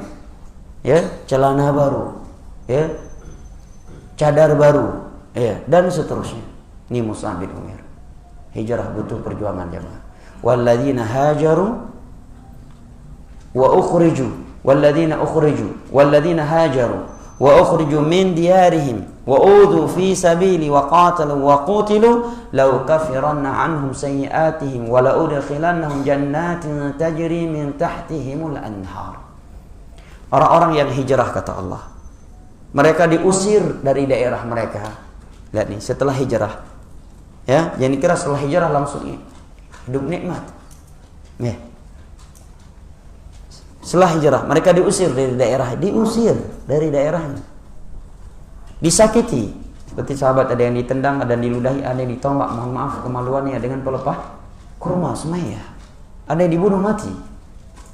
Diusir. Mus'ab bin Umair diusir. Kemudian mereka harus ikut jihad bersama Nabi. Ada yang selamat dalam jihadnya, berperang, ada yang mati. Setelah itu kata Allah, kami akan ampuni dosa-dosa mereka dan kami akan masukkan mereka ke dalam surga. Setelah apa jamaah? Perjuangan. Innallaha ishtara minal mu'minina anfusahum bi anna lahumul jannah. Allah membeli dari orang-orang mukmin anfusum wa amwalahum, diri mereka, harta mereka dengan surga. Artinya untuk masuk surga butuh pengorbanan. Nabi SAW bersabda, ala inna man khafa adlaj wa man adlaja balagal manzil. Ala inna sil'atallahil ghaliyah, ala inna sil'atallahiyal jannah. Barang siapa yang takut, dia pasti akan lari. Ini bukti orang yang takut. Orang yang takut buktinya lari. Orang yang lari pasti cepat sampai tujuan. Ketahuilah sesungguhnya perniagaan Allah itu amatlah mahal. Dan perniagaan Allah yang amat mahal itu adalah surganya. Apa maksudnya? Andai kata kita benar-benar takut dari neraka Allah, buktikan dengan kita lari meninggalkan jalan-jalan yang dapat menyeretkan kita ke neraka Allah Jalla wa'ala. Kalau kita benar-benar takut kepada Allah Jalla wa'ala, buktikan dengan kita lari kepada Allah Jalla wa'ala. Fafirru ilallah. Nah, maka berikut ini beberapa sebab yang dengannya seorang pemuda secara khusus dan seorang muslim secara umum dapat istiqamah di atas agama Allah Jalla wa'ala, terlebih khusus di zaman yang penuh dengan syahwat dan syubhat seperti zaman kita ini. Yang pertama, sebab yang pertama, hendaknya dia menuntut ilmu agama. Ya, menuntut ilmu agama. Karena ilmu agama adalah sumber segala kebaikan. Nabi bersabda, "May yuridillahu bihi khairan yufaqihu fid din." Barang siapa yang Allah inginkan kebaikan untuknya, maka Allah akan fahamkan dia agama ini. Hadis riwayat Imam Al-Bukhari dari Muawiyah ibnu Abi Sufyan radhiyallahu anhu. Ilmu agama adalah sebab seorang itu akan dimudahkan menuju surga Allah. Hanya ilmu agama yang akan menuntun seorang menuju surga Allah Jalla wa'ala. Rasulullah bersabda, "Wa man salaka tariqan yaltamisu fihi 'ilma sahalallahu lahu bihi tariqan ila al-jannah." Barang siapa yang menempuh sebuah perjalanan dalam rangka menuntut ilmu agama, niscaya Allah akan mudahkan bagi dia jalan menuju surga. Apabila jalan menuju surga itu Allah mudahkan untuk orang-orang yang menuntut ilmu agama, apalagi jalan menuju pernikahan. Jangan sampai khawatir kalau saya menuntut agama terus kapan nikah. Jalan menuju surga adalah jalan yang paling mahal, jalan yang paling sulit, jalan yang paling berat. Itu saja Allah mudahkan untuk orang-orang yang mengangkat langkahnya menuju ilmu agama. Dan Nabi bersabda, "Wa majtama'a qaumun fi baitin min buyutillah yatluna kitab Allah wa yatadarasunahu fima bainahum illa nazalat 'alaihim sakinah wa ghasyiyatuhumur rahmah wa hafathumul malaika wa dzakarahumullahu fi man 'indah." Dan tidaklah ada sebagian manusia berkumpul di rumah Allah mempelajari agama Allah, melainkan turun untuk mereka as-sakinah, ketenangan ilahi yang ada di majlis ilmu agama. Demi Allah tidak akan pernah bisa kita beli dengan dunia beserta isinya. Demi Allah, kalau mereka yang sedang mencari ketenangan hati mereka dengan musik, dengan zina, dengan obat-obat terlarang, dengan camping, dengan touring dan yang semisal dengannya, tahu bagaimana nyamannya hati ketika duduk di majelis ilmu agama, demi Allah mereka akan berbondong-bondong pergi untuk duduk di majelis ilmu agama. Betapa banyak manusia yang mengeluarkan harta mereka, menghabiskan waktu mereka, ya, untuk pergi dari sebuah negara ke negara berikutnya, dari satu pantai ke pantai berikutnya, dari satu gunung ke gunung berikutnya, untuk mencari kepuasan hati, ketenangan jiwa, dari satu diskotik ke diskotik berikutnya, dari seorang wanita pelacur ke pelacur yang lainnya, dari sabu-sabu obat terlarang tertentu kepada obat yang terlarang yang lainnya. Mereka juga tidak mendapatkannya. Buktinya apa? Orang yang berada di dunia musik, dia juga masuk ke dunia seks. Yang di dunia seks masuk ke dunia musik, masuk ke dunia sabu. Dia juga mau camping, dia juga butuh refreshing. Menunjukkan itu ketenangan yang semu. Bahwa itu tidak bisa memberikan ketenangan. Andai kata pun bisa dia ketenangan yang semu dan melahirkan kegundah-gulanaan yang terus-menerus. Di majelis ilmu agama, coba antum merasakan. Mungkin sebelumnya di antara kita ada hidup di dunia musik, ya, di dunia maksiat yang lainnya. Begitu dia duduk majelis ilmu agama, dia baru sadar, rupanya inilah ketenangan jiwa yang sesungguhnya. Sampai-sampai Abdullah ibnu Mubarak menyatakan, beliau seorang ulama semasa dengan Imam Syafi'i, kata beliau, "Wa alimal muluk wa abnal muluk ala ma nahnu alaihi minar raha la jaladuna alaih." Andai kata para raja dan keluarga raja tahu bagaimana nyamannya hati kita ketika duduk di majelis ilmu agama, niscaya mereka akan mencambuk kita karena cemburu. Dan itu dirasakan. Makanya kalau antum berstatus jomblo, paling sering diserang oleh kegalauan adalah kaum jomblo. Maka majelis ilmu agama adalah tempat yang paling baik untuk menghilangkan kegalauan. Ya, galau akhirnya buka Facebook, tambah galau lagi. Galau YouTube, tambah galau lagi. Ya, galau sendirian, ya, dalam kos-kosan. Galau nuntut ilmu, hilang galaunya. Ya kan? Tenang hati kita. Walaupun pas berangkat tadi kita sedih, walaupun pas berangkat tadi ada kewajiban-kewajiban yang harus kita tunaikan. Berada dari majelis ilmu agama, lupa kita sama itu semuanya. Begitu selesai kajian, baru ingat, ya Allah, pempes anak-anak udah habis, belum kebeli, duit nggak ada. Ya Allah, rupanya malam ini utang ditagih. Baru ingat. Sakinah. Berangkat dalam keadaan capek, lelah pulang dari kerja, begitu duduk di majelis ilmu agama, segar. Tenang hatinya. Tenang hatinya. Itu memang berita dari Nabi. Nazalat alaihimus sakinah. Turun untuk mereka sakinah ilahi. Yang tidak akan pernah kita dapatkan. Kita tidak akan mendapatkannya di luar majelis ilmu agama. Tidak akan pernah kita mendapatkannya dengan maksiat, dengan musik, dengan zina. Ya. dengan judi, ya, dengan mengkonsumsi sabu-sabu atau maksiat-maksiat yang lainnya. Majelis ilmu agama nazalat alaihim sakinah, benar-benar hati seorang itunya nyaman, tentram. Saking tentramnya majelis ilmu agama itu, sebagian orang itu kajian baru 20 sampai 30 menit, kepalanya langsung menunduk ke bawah, menandakan ketawaduan, karena seperti padi yang semakin berisi semakin menunduk, ya. Kajian baru 20-30 menit, sebagian jamaah zaman now itu kepalanya langsung menunduk ke bawah, menandakan ketawaduan dan penempatan sakinah yang bukan pada tempatnya. Wa ghasyiatumur rahmah, tercurahkan untuk mereka rahmat, kata Nabi. Wa hafatumul malaikah, malaikat Allah meliputi mereka. Ada majelis yang besar seperti ini, sungguh tidak bisa kita beli malaikat agar hadir di majelis kita. Tapi majelis ilmu agama, datang malaikat meliputi kita. Kita memang tidak melihat bentuk mereka saat ini, tapi kita yakin seyakin-yakinnya, karena yang memberitakannya adalah Nabi SAW. Wa ma yantiqu 'anil hawa in huwa illa wahyuha. Wa dzakarahumullahu fi man indah. Nama-nama mereka disebut-sebut oleh Allah di hadapan malaikat-malaikat yang ada di sisinya. Inilah popularitas yang sesungguhnya. Tatkala nama kita disebut-sebut oleh Allah di hadapan malaikat-malaikat yang ada di sisinya. Semakin sering kita hadir majelis ilmu agama, semakin sering nama kita disebut oleh Allah, sehingga didengar oleh Jibril alaihissalam, Mikail, Israfil, dan malaikat-malaikat yang lainnya. Hadis di atas riwayat Imam Muslim dari Abu Hurairah radhiyallahu anhu. Dan terlebih adalah ilmu akidah. Karena ilmu akidah lah yang akan memberikan karakter seorang muslim. Ya, karakter seorang muslim akan baik, akan benar di atas manhaj salaf, di atas agama Islam yang benar tatkala akidahnya telah benar. Allah berfirman, "Yutsabbitullahu alladhina amanu bil qawli tsabiti fil hayatid dunya wa fil akhirah." Allah akan mengokohkan orang-orang yang beriman dengan al-qaulu tsabit, la ilaha illallah, simbol tauhid, di dunia dan di akhirat. Jangan sampai seorang semangat mengaji hanya kajian-kajian tematik, tetapi tidak punya perhatian untuk pelajaran akidah. Karena akidah adalah dasar agama kita, pondasi dalam beragama, dan akidah adalah intisari dakwah para nabi. 13 tahun Nabi di Mekah hanya membahas masalah akidah. Ya, mengajarkan tauhid, menerangkan bahaya syirik, menerangkan prinsip-prinsip beragama. Ya, setelah itu baru turun ahkam. Riba belum beliau haramkan selama 13 tahun. Khamar di depannya di depan beliau diminum, beliau tidak menegurnya. Bahkan sholat pun belum sempurna pembahasannya kecuali di Madinah. Tauhid, tauhid, tauhid, syirik, syirik, itu pembahasannya. Karena dosa syirik sangat fatal. Kekeliruan akidah itu sangat fatal.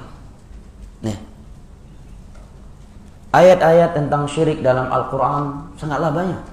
Di antaranya adalah firman Allah, "Innahu may yusyrik billah faqad haramallahu 'alaihi al-jannata wa ma'wahu an-nar wa ma lidh-dhalimin min ansar," dalam surat Al-Maidah. Sungguh barang siapa yang melakukan dosa syirik, maka Allah haramkan untuknya surga. Tempatnya adalah neraka dan tidak ada penolong untuk para pelaku zalim. Dan zalim adalah, syirik adalah zalim yang paling besar. Wa idh qala Luqmanu li ibnihi wa huwa ya'idhu ya bunayya la tusyrik billah innasyirka la zulmun 'azim. Dan syirik penghapus seluruh ibadah.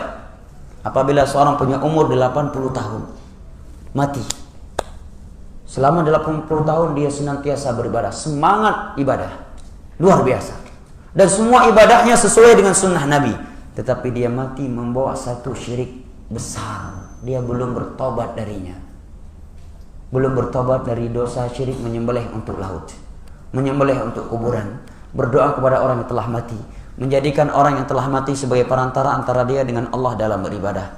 Ibadah tadi menjadi debu yang berterbangan, menjadi sia-sia, hangus semuanya. Allah berfirman dalam surat Az-Zumar, "Wa laqad uhiya ilaika wa ilal ladzina min qablika la in asyrakta la yahbatanna 'amaluka wa la takunanna minal khasirin."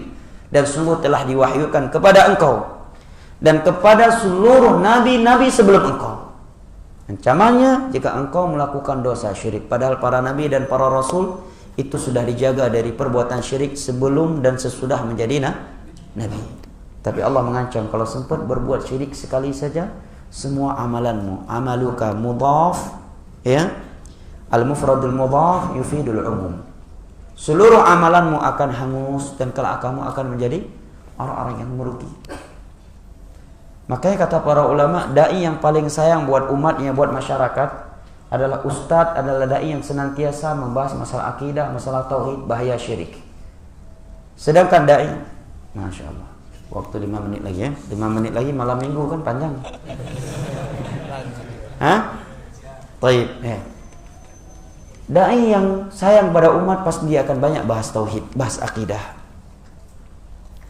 Sedangkan dai yang tidak sayang pada umatnya, dia tidak akan bahas masalah syirik, masalah bidah, masalah tauhid. Sebagai contoh jamaah, sekarang apa gunanya kita membuat manusia menangis karena mendengar pembahasan indahnya surga? Mereka menangis ketika mendengar pembahasan dahsyatnya neraka. Tetapi kita tetap biarkan mereka dengan kesyirikannya, dengan kebidaahannya. Kita tidak ajarkan kepada mereka tauhid. Bukankah ini bentuk pembingungan, pengkhianatan? Kita terangkan kepada mereka indahnya surga, maka mereka pun merindukan surga Allah. Tetapi kita tidak menerangkan kepada mereka tauhid yang merupakan jalan utama masuk surga. Kita ingatkan mereka tentang dahsyatnya neraka Allah, maka mereka pun menangis karena takut dari neraka Allah. Tetapi kita tidak memperingatkan mereka dari bahaya syirik, yang mana dosa syirik adalah dosa yang dapat mengekalkan pelakunya dalam neraka Allah, dan ia adalah pintu neraka yang paling berbahaya. Bukankah ini bentuk khianat kepada para jamaah? Sekalipun mungkin ustadz yang banyak berbicara tentang tauhid, bahayanya syirik, akan dikatakan ustadz yang ekstrim, ustadz yang kaku. Mungkin kalau di dunia maya nggak ada yang like kajiannya kecuali 15 orang, viewernya hanya 20 orang. Tapi ustaz-ustaz yang lebay, yang selalu membahas masalah-masalah yang aman, ya, nggak pernah nyentuh syirik, viewernya mungkin puluhan ribu viewer, ya, betul kan? Nah, yang nge-like dia puluhan ribu mungkin. Tapi hakikat ustaz yang cinta kepada muridnya adalah yang pertama tadi, karena dia yang dia bahas pondasi. Sekarang ada orang bangun rumah buat antum, pondasi dibiarkan hancur. Dia indahkan, yang dia prioritaskan adalah dinding dan atap, pondasinya tidak ada. Mana yang lebih benar dengan orang yang bangun pondasi lebih utama? Dia utamakan pondasi daripada dinding dan atap. Tentu yang kedua adalah yang lebih benar, karena kesalahan dalam masalah akidah, kesalahan yang sangat fatal. Sebagai contoh, kalau antum buka kitab Sahih Muslim, dalam pembahasan al-iman, antum akan dapatkan hadis pertama di sana adalah hadis Abdullah bin Umar. Ketika ada masyarakat Irak datang ke Mekah dan bertemu dengan Abdullah bin Umar di saat beliau sedang tawaf di depan Ka'bah. Mereka menyampaikan, wahai Abdullah bin Umar, sesungguhnya di Irak ada tokoh agama yang bernama Ma'bad al-Juhani. Dia punya akidah innal amra unuf. Allah mengetahui sesuatu itu kalau sesuatu itu telah terjadi. Kalau sudah terjadi, itulah baru takdir. Kalau belum, bukan takdir. Allah tahu kalau sudah terjadi. Apa kata Abdullah bin Umar? Akhbirhum anni bari'um minhum wa annahum bura'a'u minni walau annahum anfaqu mithla Uhudin dhahaba lama qabilahu Allah minhu hatta yu'minu bil qadar. Kata Abdullah bin Umar, sampaikan kepada mereka, aku berlepas diri dari mereka. Mereka bukan dari golonganku. Dan andai kata mereka menginfakkan emas sebesar gunung Uhud, niscaya Allah tidak akan menerimanya dari mereka hingga mereka beriman kepada takdir. Abdullah bin Umar, kata Imam Nawawi, menganggap mereka murtad, batal Islamnya karena mengingkari salah satu dari 4 rukun takdir, yaitu ilmu Allah, bahwa Allah mengetahui segala sesuatu yang telah terjadi, yang sedang terjadi, yang akan terjadi, dan sesuatu yang tidak mungkin terjadi. Andai kata terjadi, bagaimana terjadinya, Allah Maha tahu. Fatal kan? Mungkin kalau di tengah-tengah kita ada orang punya keyakinan seperti itu, tapi dia sholat 5 waktu, dia haji, dia umroh, dia sedekah, kita anggap biasa saja, ya kan? Padahal cukup fatal.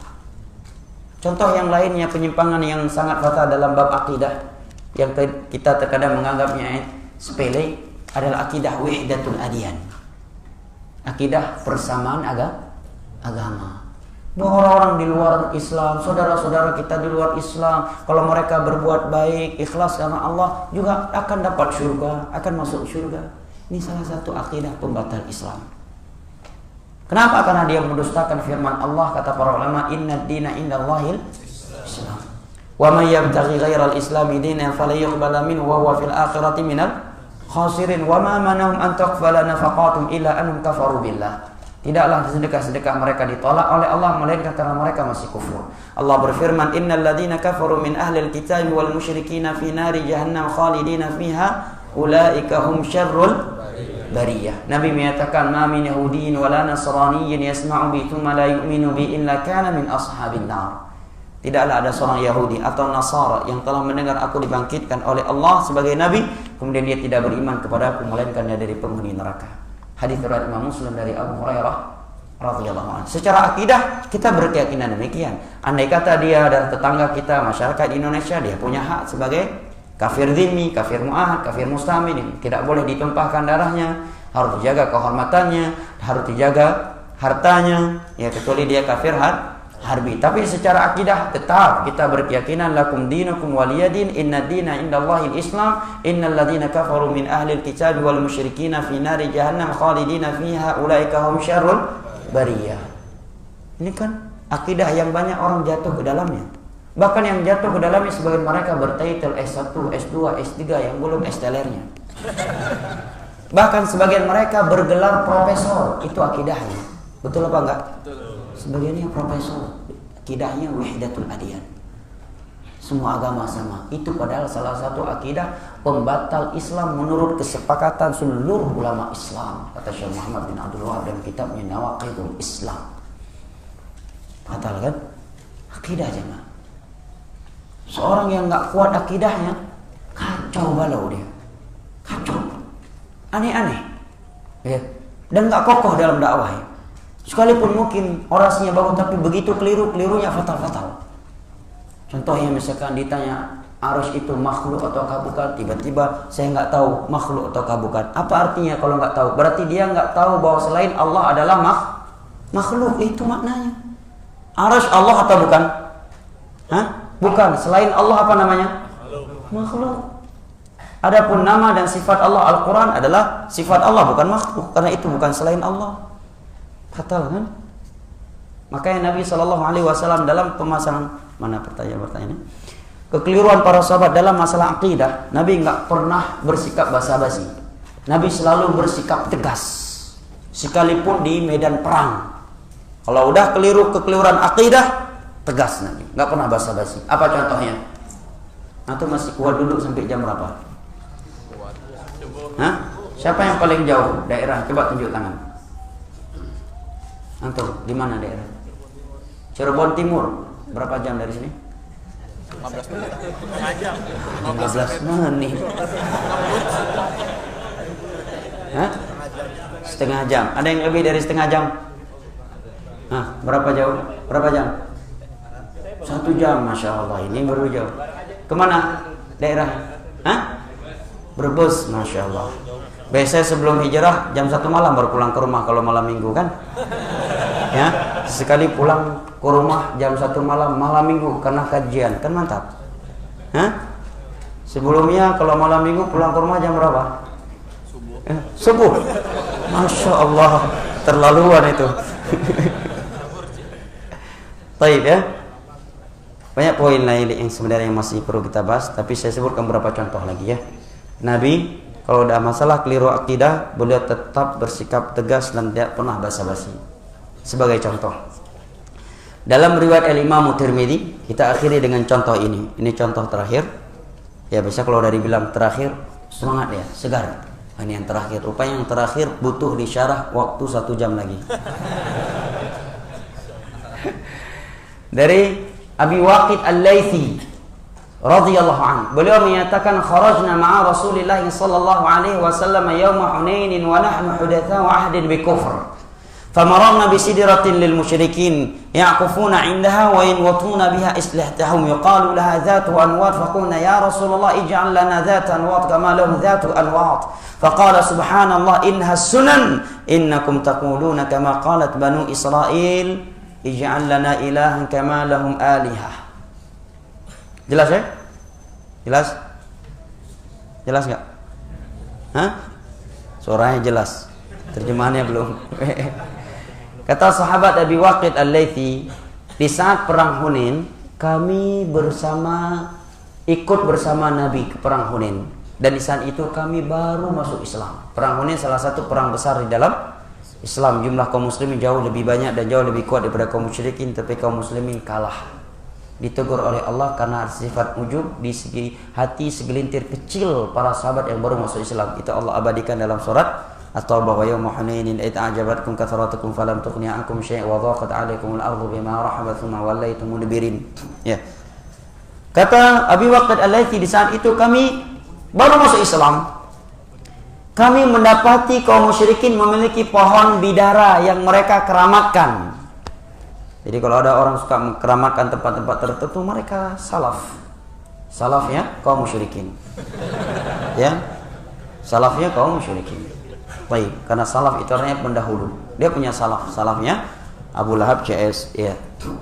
Kami melihat kaum musyrikin punya pohon bidara yang keramat. Mereka iktikaf di bawah pohon itu. Dan mereka menggantungkan senjata-senjata mereka di pohon itu untuk melahap berkah. Ya. Maka kami tertarik melihatnya.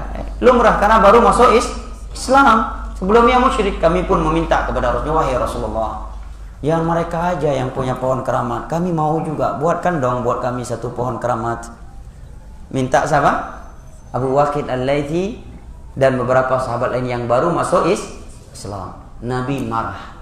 Nabi berkata, subhanallah, maha suci Allah, innaha sunan, itu kebiasaan buruk umat-umat terdahulu. Sesungguhnya ucapan kalian ini sama dengan ucapan Bani Israel yang berkata kepada Musa, wahai Musa, buatkan untuk kami sesembahan yang dapat kami sembah selain Allah. Tatkala mereka melihat sebagian kaum ada yang menyembah seekor anak sapi. Ini Nabi berkata demikian dengan tegas dan keras di medan perang.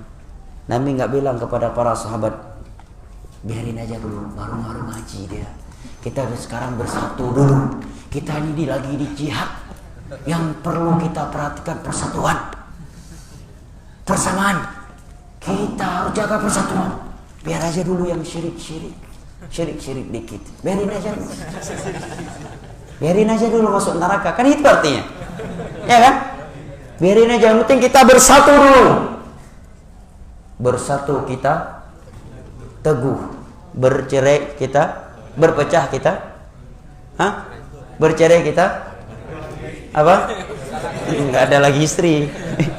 Ya, dengan bahasa-bahasa seakan-akan dia kata mutiara, padahal dia kata comberan. Bagaimana dikatakan bersatu di atas syirik? Abdullah bin Mas'ud menyatakan al-jama'atu muwafaqatul haqqi wa in kunta wahdak. Persatuan itu, jamaah itu adalah mengikuti kebenaran yang datang dari Al-Quran dan hadis. Sekalipun engkau seorang diri, kamulah yang namanya jamaah. Kata Abdullah bin Mas'ud radhiyallahu anhu, al-jama'atu muwafaqatul haqq wa in kunta wahdak. Jamaah adalah berjalan di atas kebenaran dan meninggalkan kebatilan. Sekalipun engkau seorang diri, engkaulah jamaah jika engkau berada di atas jalan yang benar. Nabi tidak membiarkan syirik. Padahal beliau sedang di medan perang, membutuhkan kekuatan, membutuhkan pasukan. Kenapa beliau bersikap tegas? Karena syirik adalah sumber kekalahan, sumber kehancuran, sumber segala kejelekan. Dan intisari dakwah adalah membersihkan bumi Allah dari syirik. Tidak ada arti dari sebuah dakwah, dari sebuah perjuangan yang membiarkan syirik.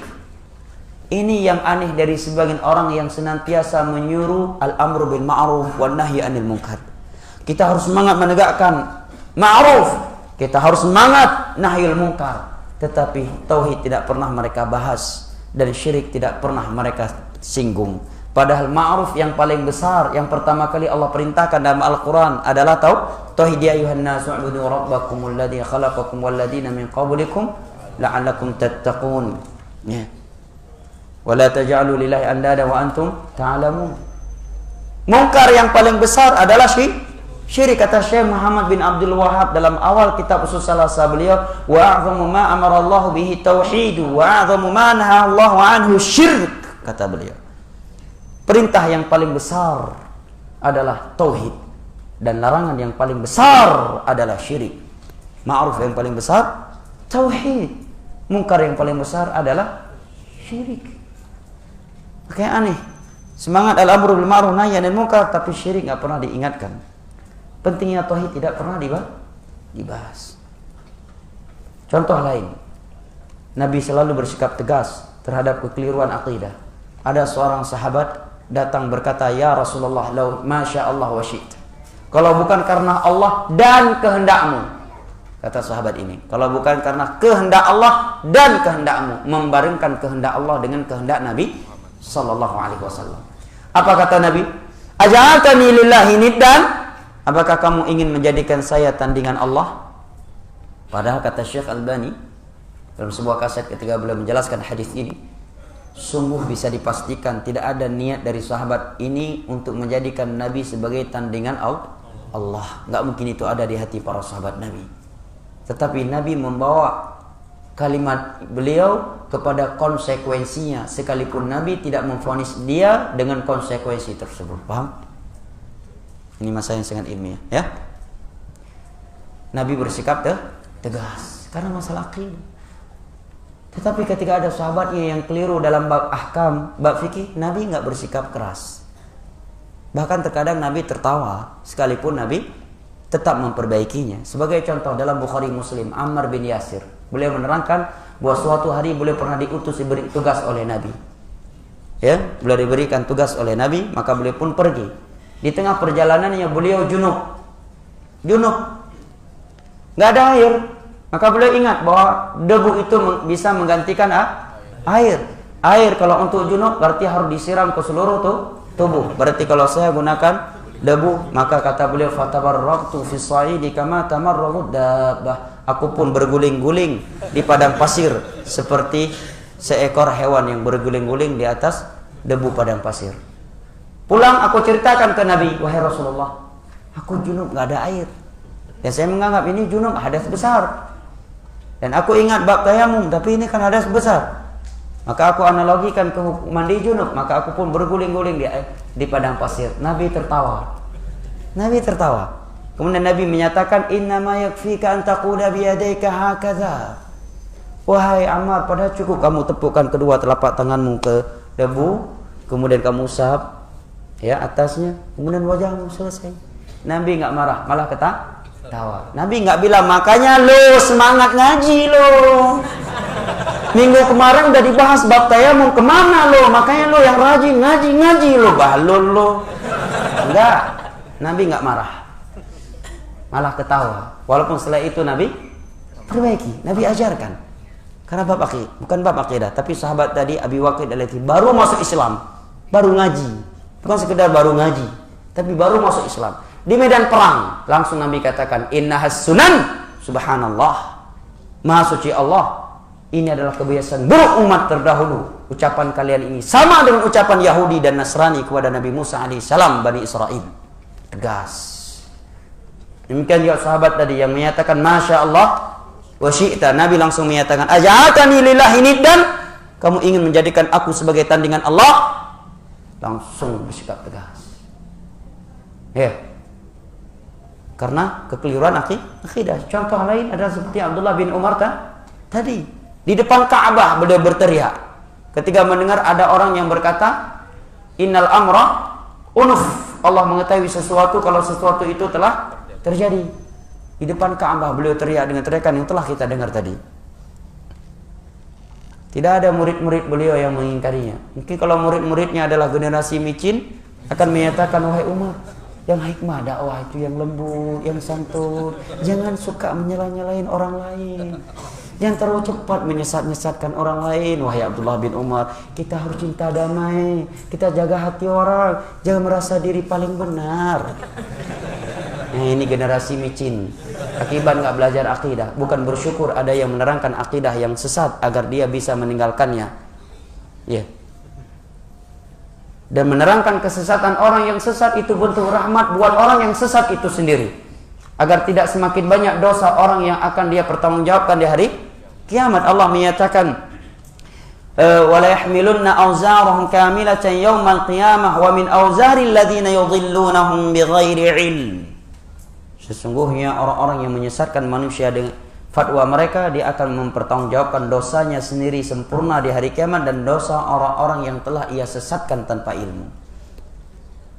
Maka kita katakan hati-hati, ini ustaz ini jangan belajar, rusak akidah dia. Ini bentuk, salah satu bentuk kasih sayang kepada ustaz tersebut. Karena kalau semakin banyak orang mengikuti dia di atas kesesatan tersebut, semakin banyak dosa yang harus dia bertanggungjawab. Nah, dan sebagai bentuk kasih sayang kepada umat. Nah, maka belajar akidah sangat penting jamaah. Ya, terkadang kita terkejut melihat ada orang berpenampilan sunnah, berjenggot, celana cingkrang, bergamis, berjubah, anti syirik, anti bid'ah. Pas bicara masalah pemerintah, rupanya pahamnya khawarij. Pas bicara akidah asma wa sifat, rupanya asy'ariyah. Rupanya dia mufawwidhah. Syarru ahlil bid'ah, kata Syekhul Islam, al-mufawwidhah. Ya, maka belajar akidah jamaah. Ya, enggak belajar akidah sebab antum menjadi generasi micin. Dengan mau jadi generasi micin, jadilah generasi akidah agar kokoh di atas agama Allah Jalla wa Ala. Ini sebab yang pertama, agar orang istiqamah di atas agama Allah, menuntut ilmu agama, terlebih khusus ilmu akidah, dan usahakan antum punya jadwal kajian yang memikat. Apa kajian memikat? Contohnya misalkan bahasa Arab, tajwid, terikat kita. Sehingga pas lagi kerja ingat, wah besok ngaji. Akhirnya ada persiapan sedikit untuk merajah mengulang, terikat. Ini lebih membuat seorang mudah istiqamah daripada kajian tematik. Kajian tematik nggak beban dia. Kenapa? Karena jiping, ngaji kuping. Nggak berat jiping itu, ngaji kuping, ya kan? Nggak berat. Kalau lagi ada ya hadir, nggak ada pun nggak masalah. Begitu sering nggak ada, udah terbiasa nggak ada, akhirnya pun dia semakin keras hatinya dan semakin jauh. Hilang lama-lama. Tapi kalau dia belajar ilmu-ilmu pondasi, ilmu-ilmu dasar, landasan-landasan ilmu, kokoh insyaallah. Lebih bisa istiqamah. Ya, dan apalagi antum masih muda-muda dan khususnya jomblo-jomblo belajar bahasa Arab. Yang sampai antum pandai bahasa Inggris, bahasa Perancis, bahasa Arab enggak pandai. Bahasa Al-Qur'an, bahasa Nabi. Kata Imam Syafi'i, yanbaghi liman qadira ala ta'allumiha an yata'allamaha fa innaha lisanul aula. Sudah seyogyanya orang yang punya kemampuan untuk belajar bahasa Arab untuk mempelajarinya, karena bahasa Arab adalah bahasa yang paling mulia, paling bagus, paling sempurna. Ya. Takallam bil arabiyyah walau kana ngawuran. Ya. Baik. Takallam bil arabiyyah walau kana ngawuran, kata sebagian guru ketika mereka ngasih semangat untuk belajar ngomong bahasa Arab. Takallam bil arabiyyah walau kana ngawuran. Ngawuran bahasa Jawa ya, mansub khabar kana. Nah, baik, waktu sudah habis ya. Dan saya kira tanya jawab kita ini besok aja dibawa untuk kajian duha, boleh? Ya kalau sekarang tanggung dijawab ya. Baik, atau mau dijawab sekarang? Hah? Jam sudah habis, waktu 8:30. Dan pembahasan pun sebenarnya belum habis. Kita jawab besok di kajian duha atau malam ini? Hah? Dipilih. Kalau malam ini, gitu. Berarti kita baca beberapa pertanyaan ya. Baik, bismillahirrahmanirrahim. Hah? Gak usah disaring, biar anak yang saring. Ya.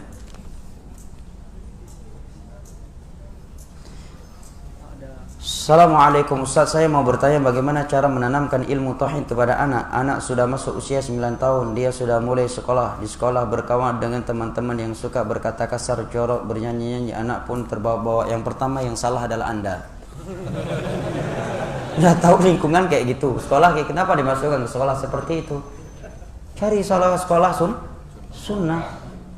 Yang kedua bagaimana menanamkannya? Maka diantaranya adalah dengan menjaga zikir pagi petang.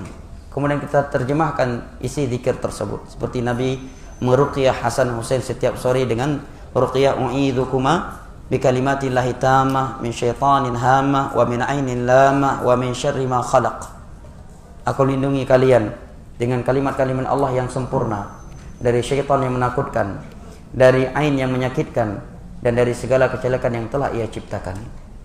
Dia terjemahkan, dia tanamkan arti itu. Dan juga ketika dia sedang bersama anaknya, seperti Nabi menanamkan tauhid di dalam hati Abdullah bin Abbas. Di saat itu Abdullah bin Abbas berada di belakang beliau, ya, di atas keledai. Siapa nama keledai Nabi? Hah? Khuldun? Hah? Siapa nama keledai Nabi? Ada hadiah dari panitia? Ada hadiah. Masya Allah. Dompet nih, banyak duit kayaknya di dalam nih. Oh, bukan dompet dah. Hah? Apa nama keledai Nabi? Hah? Dul. Itu. Nah, jadi ragu ya nih dengar ya. Jangan ingat Ofer. Dul dari mana tahu ya? Dul betul. Jangan tahu Ofer. Hah? Ana ragu.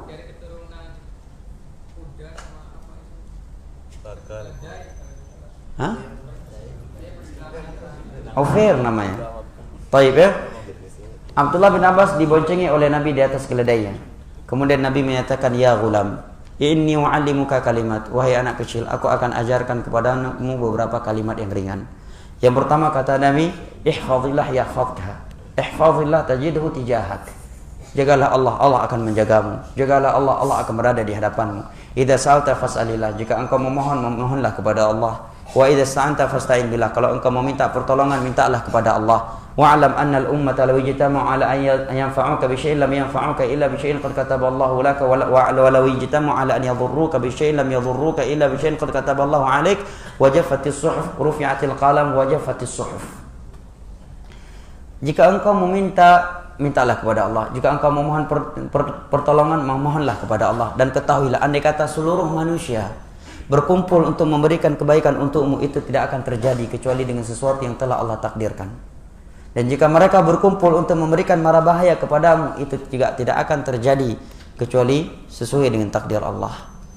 Pena telah diangkat, ya, lembaran-lembaran telah kering. Artinya semua telah takdir. Ini penanaman akidah tentang takdir. Di antara buah iman kepada takdir melahirkan keberanian dalam menjalankan agama Allah Jalla wa Ala. Menciptakan ketergantungan hati yang sempurna kepada Allah Jalla wa Ala. Melahirkan tawakal, ya, melahirkan kerendahan diri di hadapan Allah Jalla wa Ala. Cara yang lain adalah pendidikan, wallahu a'lam bishawab. Terus gimana? Ini wajah-wajahnya banyak yang kena asam lambung kayaknya. Yang gara-gara antum bilang nanti kena mah. Gimana, lanjut? Baik.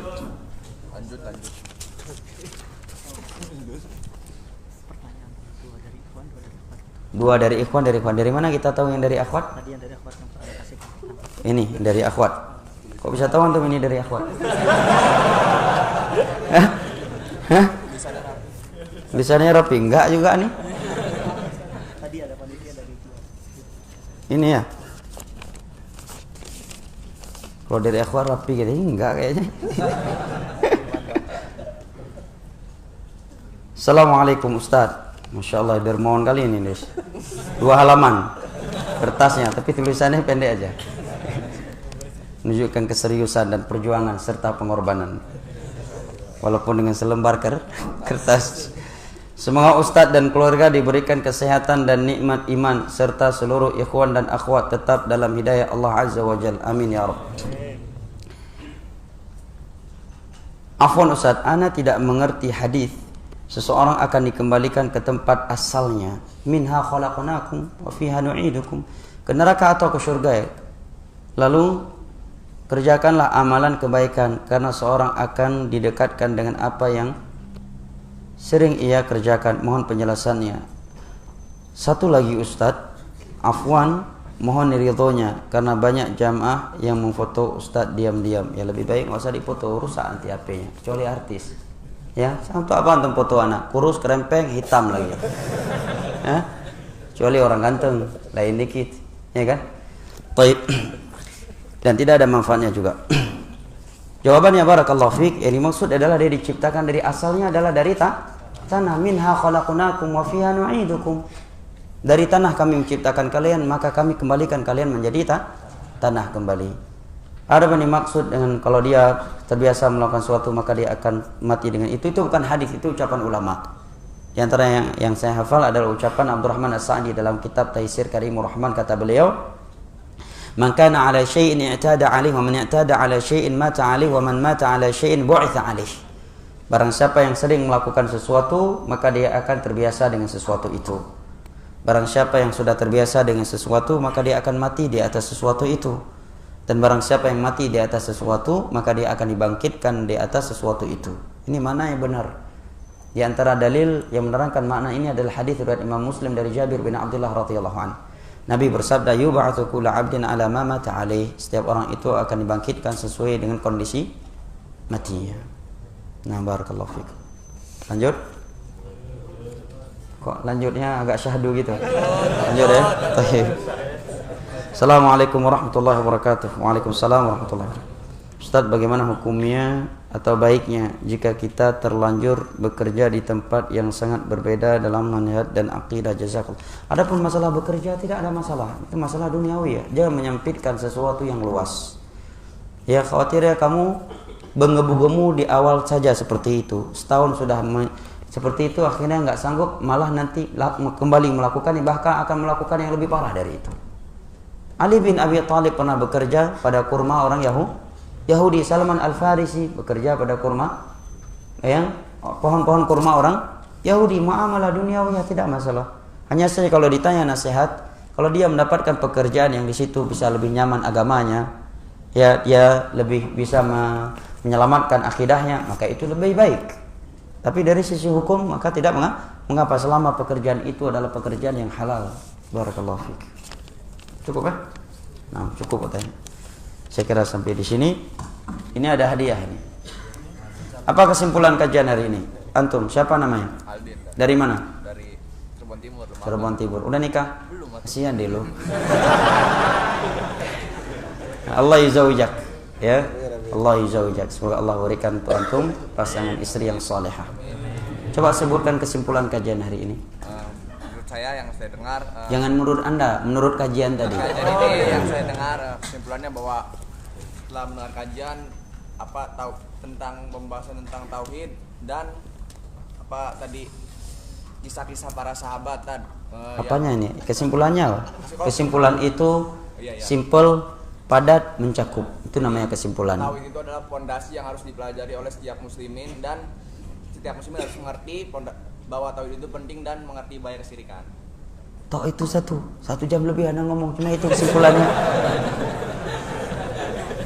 Baiklah, Bas. Barakallahu fiik. Antum, salah satu dari poin kajian malam ini. 1 jam lebih Anda ngomong. Sampai udah kering mulut Anda. Masa satu pun antum enggak bisa sebutkan? Malu. Ana tahu senyuman itu memang sedekah. Tapi jawab dulu lah baru senyum.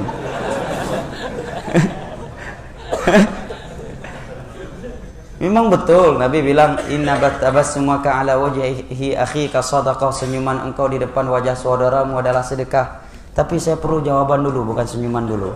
Nantilah senyumnya. Apa salah satu poin kajian malam ini? Kok berkeringat gitu antum? Hah?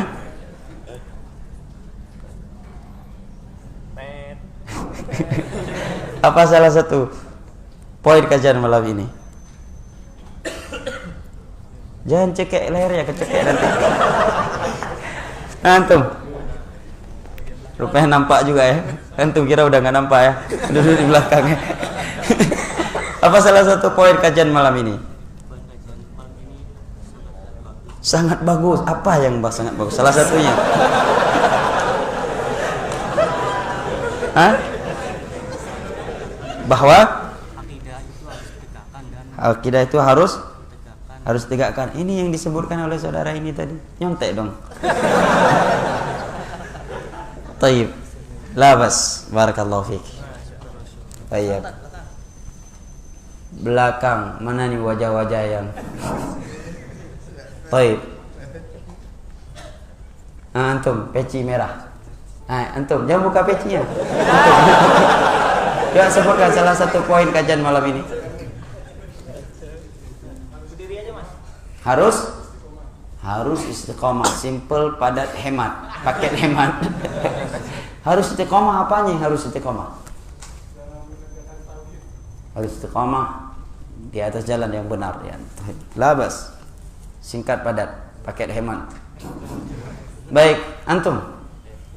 Apa salah satu poin kajian malam ini? Pahala orang istiqomah di zaman fitnah ini setara dengan 50 sahabat. Masya Allah, barakallahu fiik. Penyebutan pahala mereka lebih besar daripada sahabat Nabi.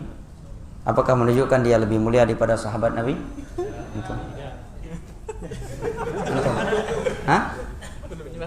Hah? Belum jelas. Apakah penyebutan pahala dia lebih banyak itu menunjukkan dia lebih afdal daripada sahabat Nabi? Tidak. Kenapa tidak? Karena para sahabat hidup di zaman Rasulullah. Toh itu Abu Lahab juga di zaman Rasulullah. Kalau itu alasannya, Kan belum masuk Islam.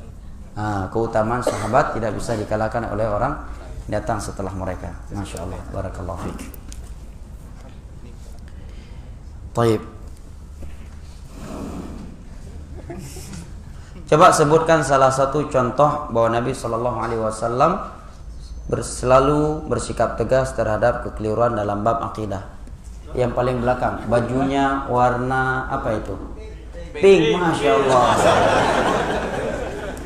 Hampir nikah dong berarti, warnanya pink. Insya Allah bentar lagi, masya Allah. Ya sarallahu al-umur. Silakan, akhi yang berwarna baju pink.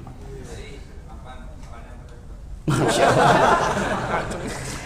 Salah satu contoh bahwa Nabi itu selalu bersikap tegas terhadap para sahabatnya yang keliru dalam bab akidah.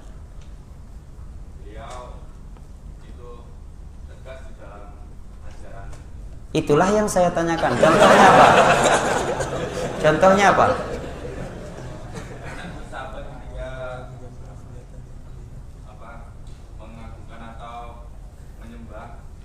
Sahabat ada yang menyembah? Na'udzubillah, kedustaan yang sangat nyata ini. Wallahu a'lam, selesai.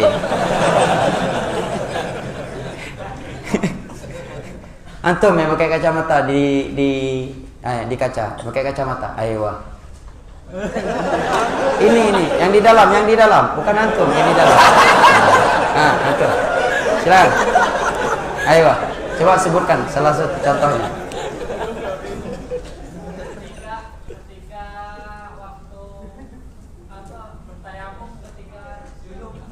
Tayamum ketika junub. Jakar sumbung di siang bolong. Ini nggak nyambung. Pertanyaannya ke timur, jawabannya ke barat. Antum akhi. Ya. Ketika sahabat mengatakan bahwa kehendak Allah. Ahsan, masya Allah wa syi'ta. Langsung Nabi tegur, aja'altani lillahi niddan. Barakallahu fiik. Silakan. Contoh yang lainnya, antum. Enggak di belakang antum. Aywa, udah nikah? Masya Allah. Siapa namanya? Muhammad Irfan. Dari mana? Majalengka. Masya Allah. Barakallahu fiik. Allah yuzawijak. Semoga Allah anugerahkan istri yang salihah. Sebutkan contoh yang lainnya.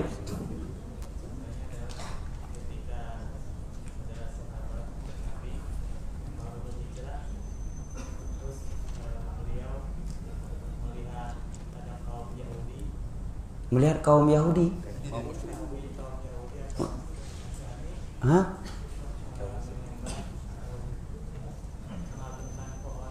Kaum musyrikin. Ahsan. Maka mereka pun meminta kepada Rasul. Maka Nabi menegurnya. Barakallahu fiik. Yang berikutnya, siapa ini tanpa bukan pertanyaan, tapi siapa yang berstatus jomblo dan tempat yang paling jauh dan umurnya udah lewat 25? Siapa? Ini. Hah? Yang mau menikah tadi? Berapa umurnya? Belum lewat 25.